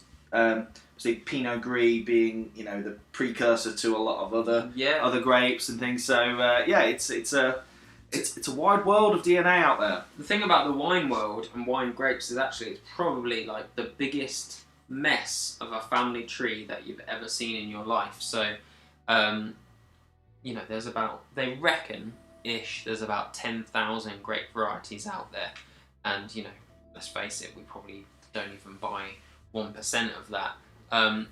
But because wine dates back to the Greeks, it dates back to the Romans, to various empires, tracing that family tree, finding out that Pinot Blanc is a mutation of Pinot Noir, and that Cabernet Franc is Cabernet Sauvignon and Cabernet and Sauvignon Blanc combined. All of those things. It's a massive tangled web that we just can't work out without DNA testing, and that's why DNA testing is fantastic for that. I mean, at the end of the day, it doesn't really mean much, it doesn't change anything. Wine tastes like wine, whether you know where it came from or not, but it enables us to sort of trace back the heritage of wine, and that's why it's really important. Yeah. You're starting to throw in your comments now to what you're tasting here with wine 3. So yeah, keep those coming in. Clay, tannins, creamy. Clay. Yeah, very sophisticated tonight. We've got a couple of very very educated palates. I think Sam's happy. Sam's clay. Sam enjoys talking about the soil that's involved in a wine.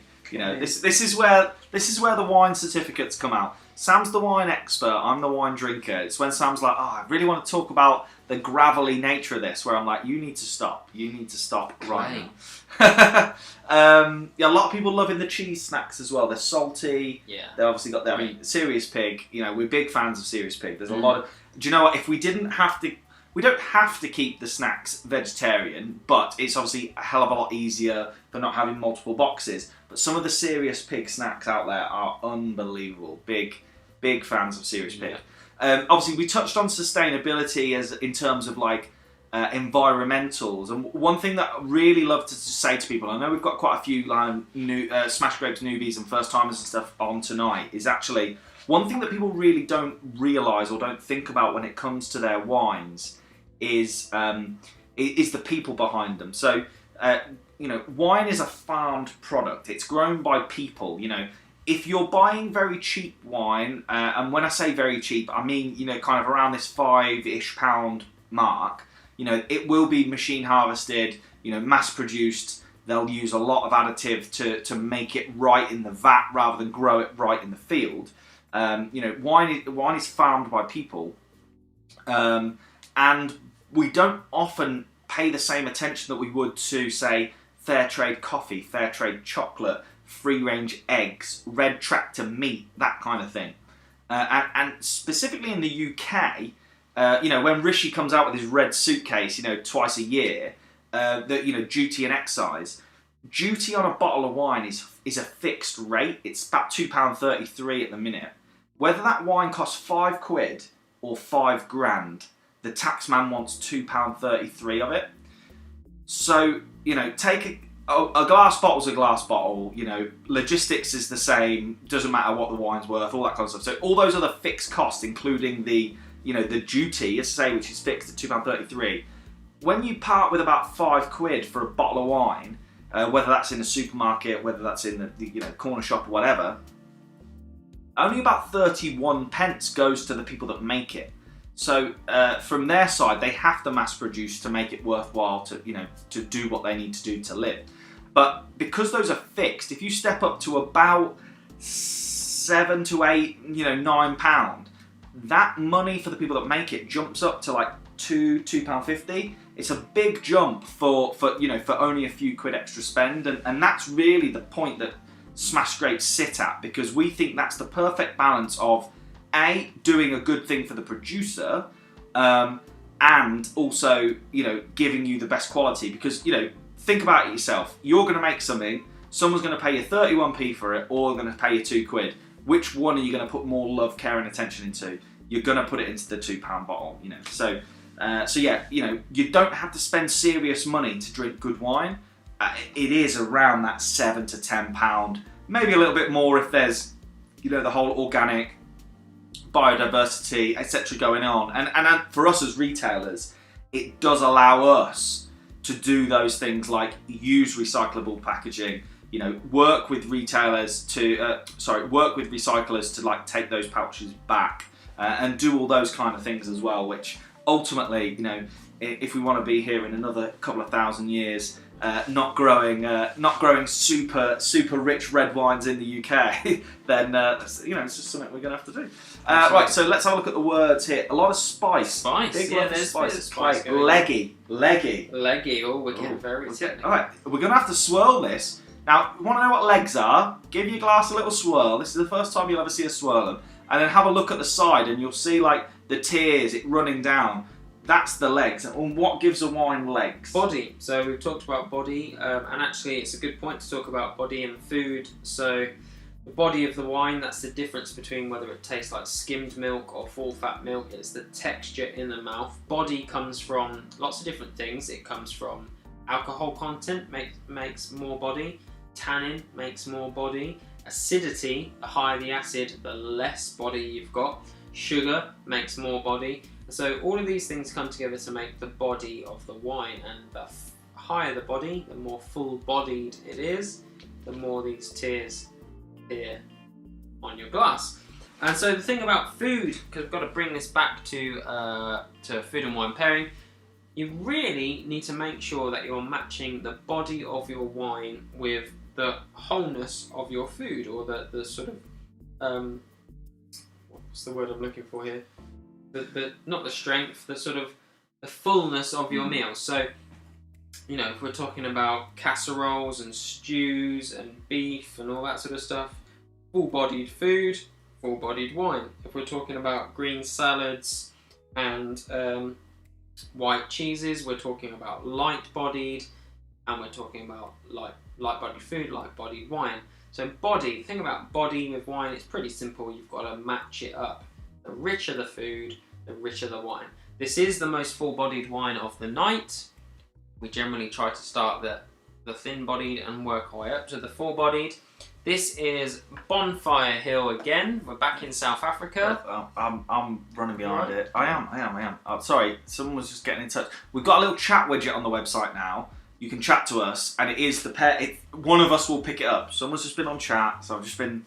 Yeah, sorry. Here we go. Bonfire Hill. There we go. Bonfire Hill. This is Extreme Vineyards Red. This is their red. This is a blend of Shiraz, Cinsault, and Pinotage. Again, I've said it before, I'll say it again, we love blends here at Smash Grapes. Blends are fantastic. I particularly love red blends because it's just brilliant to bring together all of the different taste elements of the grape varieties to make a fantastic wine. Shiraz. Shiraz is adding spice, it's adding meatiness, and it's adding body. Cinsault. Cinsault is quite a sweet grape variety. It's the main tasting note for Cinsault is actually often candy floss. It's got a sweet candied nature. Pinotage. Pinotage you might not have heard of. It is the red grape of South Africa.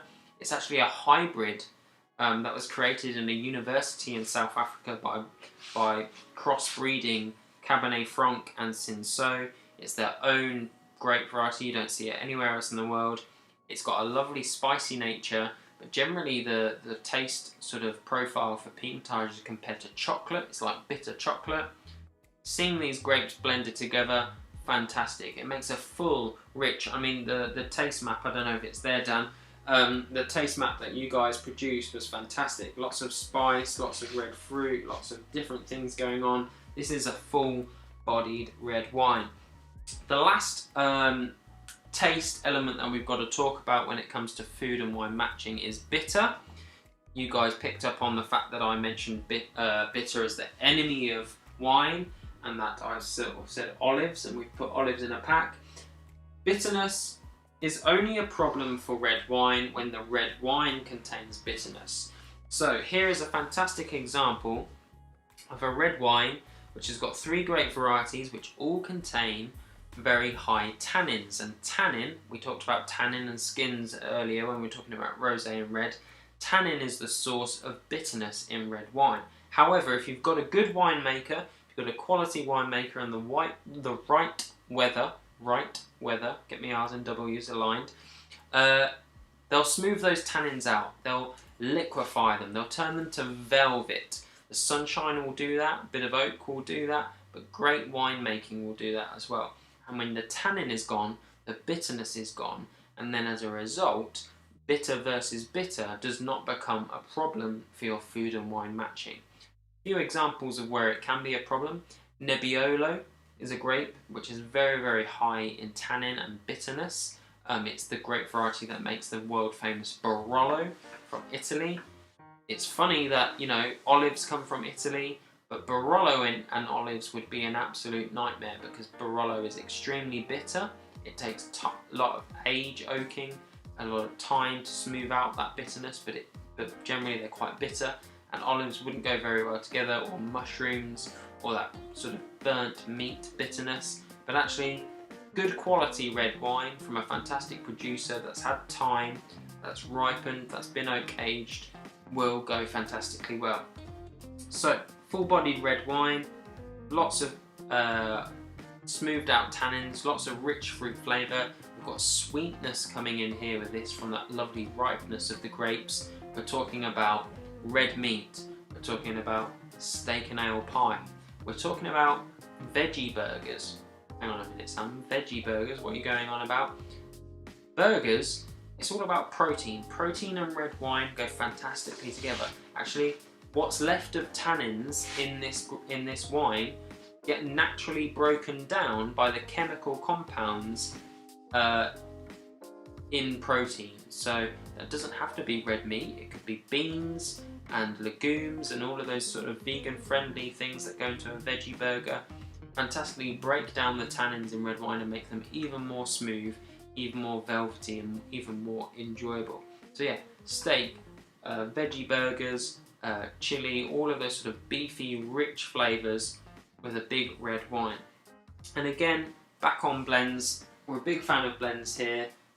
If you want a wine that's going to really stand up to big, hearty meals, blends are the way to go. Guess what? The most expensive Bordeaux's in the world are blends. Guess what? The most expensive Chateauneuf de Pape in the world are blends. Guess what? Some of the most expensive Australian red wines in the world are Grenache, Syrah, Mourvedre blends. Red blends, fantastic for taking on big, hearty foods. You don't have to pay a premium, you don't have to buy Bordeaux, you don't have to buy Chateauneuf de Pape, you don't have to buy Australian Grenache, Syrah, Mourvedre. Red blends in general from South Africa, from Spain, fantastic value for money, and are going to stand up to even the chunkiest and heartiest of meals. And if there's one thing I'm going to take away, because actually it's probably these types of meals where you guys are going to be most likely to be thinking, what can I buy that is special for tonight? You know, I'm doing a steak and ale pie, or I'm doing a big roast beef. I want to get a wine to match. Don't go out and buy the obvious. Don't go out and buy a Bordeaux or Burgundy. Just get a red blend from a country like South Africa or Spain, and it will deliver in bag loads. Yeah, I think one thing that's worth mentioning as well is, look, yeah, fundamentally we are a wine shop. We'd love you to buy your wine from us, tell your friends, etc., etc. But equally, we are just like really into making sure people just like make good choices. So we've installed a chat box on our website, and one of us will pick it up, and we'll try and pick it up as quickly as we possibly can. But if you're stood in the supermarket and you're thinking, oh, I'm doing a XYZ tonight, I wonder what I can get. It doesn't matter that you're not buying it from us. Just send us a message and be like, oh, I'm thinking about doing, I'm making a spinach and feta pie. What wine should I get? I'm in Asda. Just message us. We'd love to tell you. Absolutely. Or if you're in a restaurant, equally, send us a picture. We love seeing pictures of restaurant wine lists. We love it because that's just something we're into. So just send us a picture of the wine list from a restaurant. We'll make a recommendation. I mean, we've put this out before, and a lot of people just are keen to really know it. But never buy the second wine on a menu in a restaurant. It's because they know everyone will buy the second wine, because you don't want to seem cheap, so you won't go for the cheapest. So you go for the number two. But what the restaurant does is put the biggest markup on that, so actually you're getting the less bang for your buck there. So if you want to buy cheap, go for the house because it's a great wine. But if you want something a little bit more interesting, go for kind of 3, 4 and upwards, because they're not making as much profit on it, but it's a wine they think will work really well with their menu. But yeah, get in touch, send us a message. We love to hear from you. Obviously, a lot of love there for Wine 3. A few messages about, is it going to be in the subscription cases? Wine 3 probably not in the subscription cases. Bonfire Hill, being an extreme vineyard wine, it is a slightly more premium wine. It's at kind of the top end that we do at Smash Grapes. We're still only talking like £11-ish. But some of the wines from tonight obviously will be in our monthly subscription cases as well. And again, if you want to take the guesswork out of finding new wines, we do offer a subscription service where we send you 6 different wines kind of every month to try and see what you think. Let's have a little look. Do we live up by CH66? I always get really confused. People love to know where we're based. As a business, yes, we are based up in the northwest, CH66. We are based there. If you live within a certain perimeter of our base, you will get free delivery because it'll be yours truly here who comes and drops off your wines. Not me. No, I not don't Sam. think. This Sam is does too far not. north for me. This is he's getting nosebleeds just being up this high. But yeah, no, we are up in and around CH66. Cheese on toast versus Twiglets. Is that which would you prefer, or is it what wine would go with what? I mean, I don't know, but cheese on toast. I mean, there's a lot of great stuff going on there. You know, toast, lots of melted cheese, maybe a bit of Worcester as well. 100%. You're not having cheese on toast without Worcester sauce. Right. Okay. Yeah. So that's I personally would go as long as there's plenty of cheese. And I mean, don't scrimp. And in fact, if you've got 2 types of cheese, better. Yeah. I would actually go something like a Gamay. Okay. So a light red wine. It's got a bit of a tang to it, a bit of a twist to it, with your cheese on toast. Marmite, was it Twiglets? Twiglets, yeah, Twiglets, yeah. They got a bit of Marmite. It's salty, isn't it? Salty, yeah. Marmite, which is ultimately going to help, but... What? With the cheese on toast? Well, I'm not sure whether the thing about... Is that... If you put the thing in about cheese on toast versus Twiglets, can you put another message on Slido and let us know what you meant? Do you want us to say, would we prefer to eat cheese on toast or Twiglets? Or do you want a wine pairing for cheese on toast and a packet of Twiglets? The Gamay would work with the cheese on toast and Twiglets. Yeah. I mean, you can't really eat cheese on toast and Twiglets together. It's not a... You're not making a sandwich out of that, are you? We're worried about the yeastiness of Twiglets. Yeah, but I feel like the overpowering flavour of a Twiglet is the soul. Yeah. In which case, I mean, anything, really. Who knows? Right, yeah, a lot of people obviously enjoying the selection. Like we're trying to pick a different theme every month for these. So we've done some countries. We did patio wines when the sun was shining. We've done Spain. We're looking at doing this. So keep an eye on your inbox. I'm just going to show you how you can find all of the wines that we have sampled tonight. Obviously, we will email you this as well. So don't feel like 6 wines in you need to remember exactly what this is. But I'm just going to bring this up. So you're going to head to the Smash Grapes website, which obviously, as you all know, is smashgrapes.co.uk. When you're on the homepage, you'll see what's going down here. But you're going to hit the shop. You are over 18 because you're here with us. Hit shop. And then we've made a lovely little collection called Try Before You Buy. Okay, so obviously this is our Try Before You Buy wine tasting. You're going to hit that collection. And here are the 6 wines that we have drank this evening in order. So we started on our Romanian Sauvignon. Then we went to Bonfire Hill. We had the Rosé number 3, Chianti, Carmenere, and we finished up this evening on the red of the Bonfire Hill. So they are all in there, in the shop. I've got a funny feeling that Carmenere is going to Try fly before out. you buy.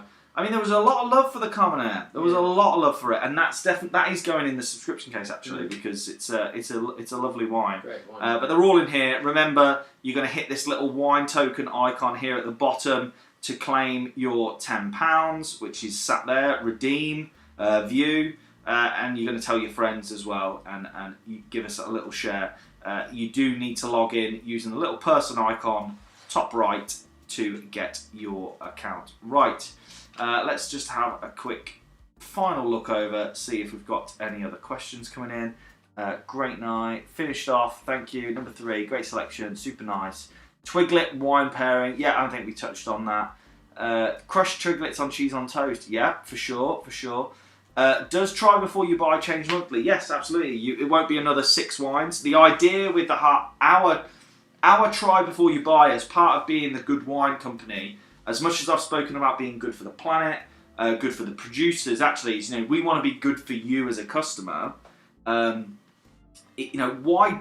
It's quite a scary statistic, actually, that most people, your average wine drinker, will only rotate between 3 or 4 bottles.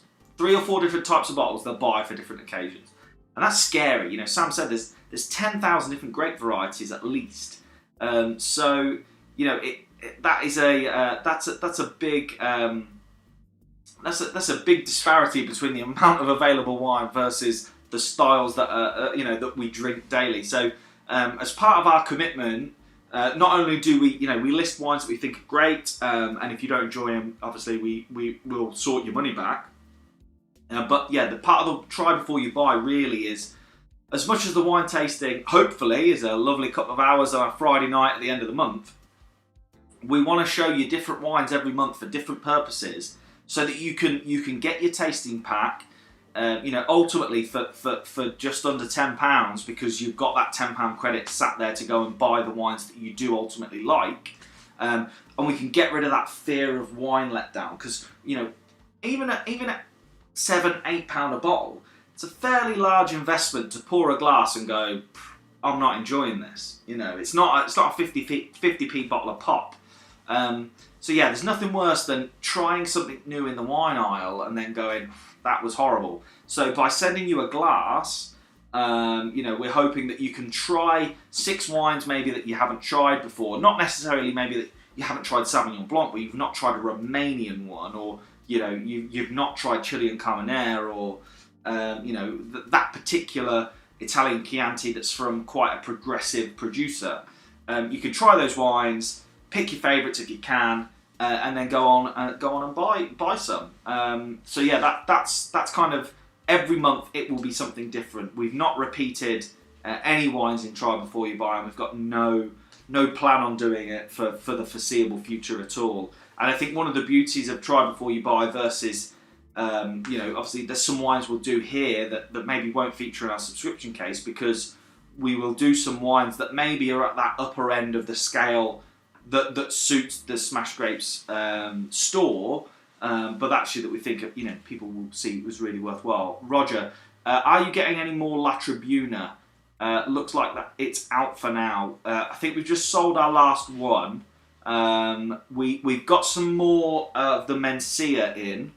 I believe, Roger, you emailed me very early in the morning a few days ago asking if we'd get the Mencia in. That is in.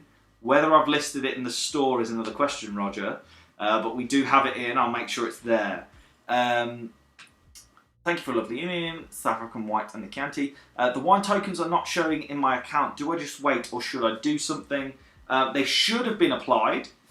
So get involved on the chat, the web chat. Just let me know your email address and I will go from there. It could be that this is quite a strict. Obviously, the email address has to be exactly as you entered. Now, if you're a Gmail user, you have to use like at Gmail or at Google Mail. You can't just interchange them the way you can when you're asking someone to send you an email. So if you signed up with an at Google Mail and they're trying to log in with at Gmail, it won't recognise the two as the same. So if you are waiting for your wine tokens to be applied, it could just be the email you're using, or just send us a message in the chat and we'll sort it out, make sure that they are applied and ready. A lot of love for the South African white. I mean, the South African white is one of my favourites, I think. Definitely. Great wine, absolutely. Yeah, absolutely. And just going on from what Dan said about trying new things, like, even if the next new wine that you try is not a Smash Grapes one, please, if you never come to Smash Grapes again, if you never shop with us again, don't walk down your wine aisle and to buy the same thing. It wasn't that long ago, I guess probably, it was quite long, I suppose. 10 years ago, I would go into my local Sainsbury's local and pick up the same Pinot Grigio every single same time we wanted it. I was going to say every single night, but that paints a bit of a... I mean, let's be honest. Let's be honest. It would have been every single night. Yeah, I would go into my Sainsbury's because local. You wouldn't on a weekly shop buy 7 bottles because you think that's excessive. But buying one a day... I would go into my Sainsbury's local, but getting honest here, and buy the same Pinot Grigio for me and my missus to drink, and that's all we knew about wine. Here I am now, and I'm not telling you this because I want you to buy the wine from us. I'm not telling you this because I have other agendas. I'm telling you this because, trust me, there is so much more out there. Go and explore. Try new things. Try the same country that you used to, but different grape varieties. Try the same grape variety that you used to, but different countries. Go out there, try new things, and experiment with wine. One of the greatest pleasures I have in life, certainly in our household now as a family, as I'm the main cook in our family, is that, I think about, what are we having for dinner tonight? Let's go and find something to go with it. And it doesn't have to be expensive, it doesn't have to be premium or snobby or any real thought put into it. Let's try something different.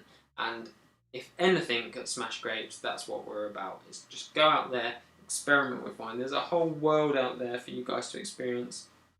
Let's not constrain ourselves to the great varieties we recognise or these brands that encompass that. Let's go out there and explore what there is, because it's fantastic. There's just so much out there. Great fun. Which one of you is driving? No one's driving tonight.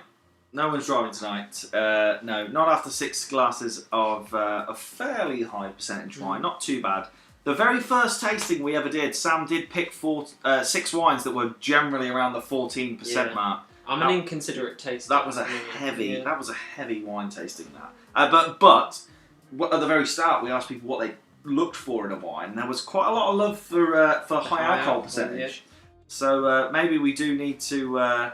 Maybe we do need to do we could do a big hitters night. Big hitters night. Yeah. Maybe one of our wine tasters will be big hitters. Strong wines that you need to.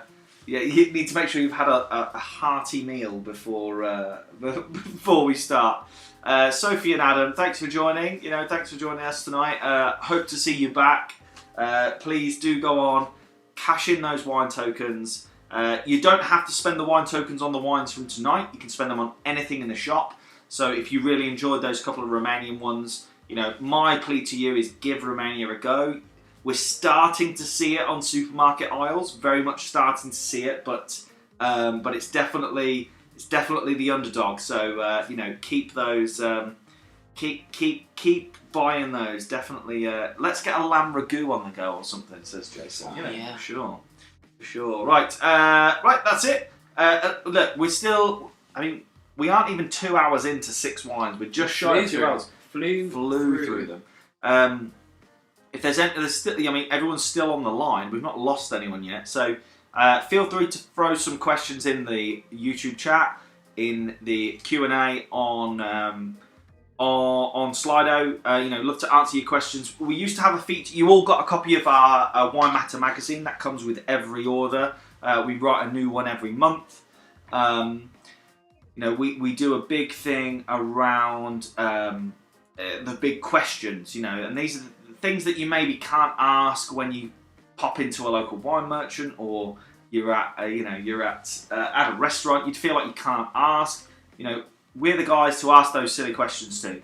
When is the next wine tasting? It's the last Friday of the month, so I believe the next one is about the 25th of August. It's sometime around then. I don't know why you looked at the wine label then. Or was that just completely separate? No, I just had to remember what we were drinking. That's your phone. Let me just check. It is the last Friday of the month, so it will be... hold the line, callers. Where the hell is the calendar? Here it is. August 27th, Friday the 27th of August. So last Friday of the month, we do these tastings. We haven't picked our theme just yet, so keep an eye on your inbox. It will go back on sale tomorrow, but yeah, we'll hit you with an email to let you know what the theme is. Are you allowed to buy more than one try before you buy? Yeah, absolutely. If there's 2 of you at home and you want to buy 2 because you want a glass each, you get £10 credit per kit you buy.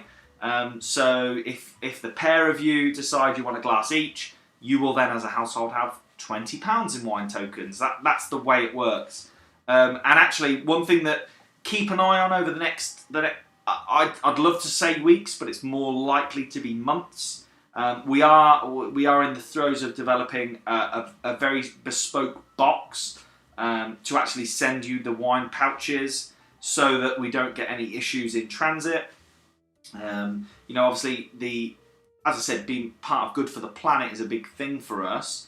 And whilst we used to send these little plastic bottles, it's fantastic to be able to send you the samples, but they're not particularly eco. So, you know, the pouches are great. We need to just figure out that little postage kind of conundrum with them. But we've got a new box. We're going to be shipping them out in those very, very soon, so keep your eyes peeled on those. And actually, we may move to a position where you can try any wine, any of the wines that we have in the Smash Grape store, in a bit of a request a sample kind of scenario. So some really exciting stuff coming with Smash Grapes. Let's have a quick look. Are we allowed? Yes, we've done that one. Let us know your favourite wines, and that might dictate what we do for the next tasting. Favourite country, favourite style, favourite grape. I've run out of wine, of course. Yeah. Can we buy packs we missed and watch the videos? At the moment, no, you can't. But you can buy a pack for the end of the month and not watch it on the Friday night. We have a few people who maybe watch it on a Saturday or Sunday, but it's definitely something that it's in the throes of what we're looking at. As I say, we are a brand new start. We were what's the word? We were created in lockdown, so we are just over a year old. We are new to this whole world. We're not new to wine, unfortunately. My liver says. But no, we are a new business. We're independent. We're trying to grow and do more. So yeah, we're definitely looking for ways we can expand. So yeah, watching past videos, choosing the wines you want in the sample packs. That's definitely somewhere we're going to go. So keep an eye on your inbox for that. La Tribuna, favourite so far, so obviously a regular there. I mean, fantastic wine. That's a GSM blend. Mm-hmm. So I'm seeing a lot of this actually in Aldi at the minute. On a wine label, you will see GSM, and it's the wine, it's the red wine blend, the Grenache Syrah Mourvedre, and that is what you're paying 14, 15 quid for a good Chateauneuf de Pape. But you're buying it from Spain or Australia with just GSM on the label, same blend of wines, but just from a different region. La Tribuna, for me, again, one of the greatest wines we've had in. So, double-sized pouches. Mm-hmm. I mean, they're manufactured in a certain size. But Sam is all for us doing whole bottles by the pouch. Whole bottles by the pouch, absolutely. I mean, if you want 2 pouches worth, it doesn't cost you very much to buy 2 kits, but we should definitely do some big pouches eventually. Sure. Yeah, I mean, one of the biggest things that impacts that kind of carbon footprint of a wine is the glass bottle. Production of glass and shipping from Chile to the UK in glass bottles. It's heavy, whatever like that. That is quite a big thing in terms of its carbon footprint. Now, some of you obviously, may not be particularly concerned with that, but for some people that's a massive factor. The solution is a lot of businesses bottle locally, so they'll ship in tankers to the UK and then they'll bottle here. And actually, one thing we're looking at is whether we can work with some of our, we work very closely with some of our vineyards. Is can we bring a wine over and actually, rather than bottle it, can we pouch it? So could we do a 1-2 litre pouch? So yeah, keep an eye. It's definitely something we are thinking about. When you say double-sized pouches, let's not rule anything out. Do you ever recommend beer or whiskey over wine to pair, and why? Beer and whiskey. I'm a big fan of beer. I like whiskey, but I don't often drink it. To pair with food, no. I think nothing pairs better than food than wine. I think if you get the right wine with food, there's nothing better. I think there's a place for beer. I absolutely love it. I think there's a place for whiskey. I enjoy that too. But I think food and wine has. Oh, that's disappointing, isn't it? I'm going to have to move back to the Carmenere. I thought there was a bit more in that bottle. That is absolute a shocker. Look at that. Dribble in the bottom of the glass. No, I think wine and food has a unique place, a unique bond that just is fantastic together. So, don't get me wrong, I love a beer and I enjoy a whiskey, but food and wine, there's nothing better. Yeah.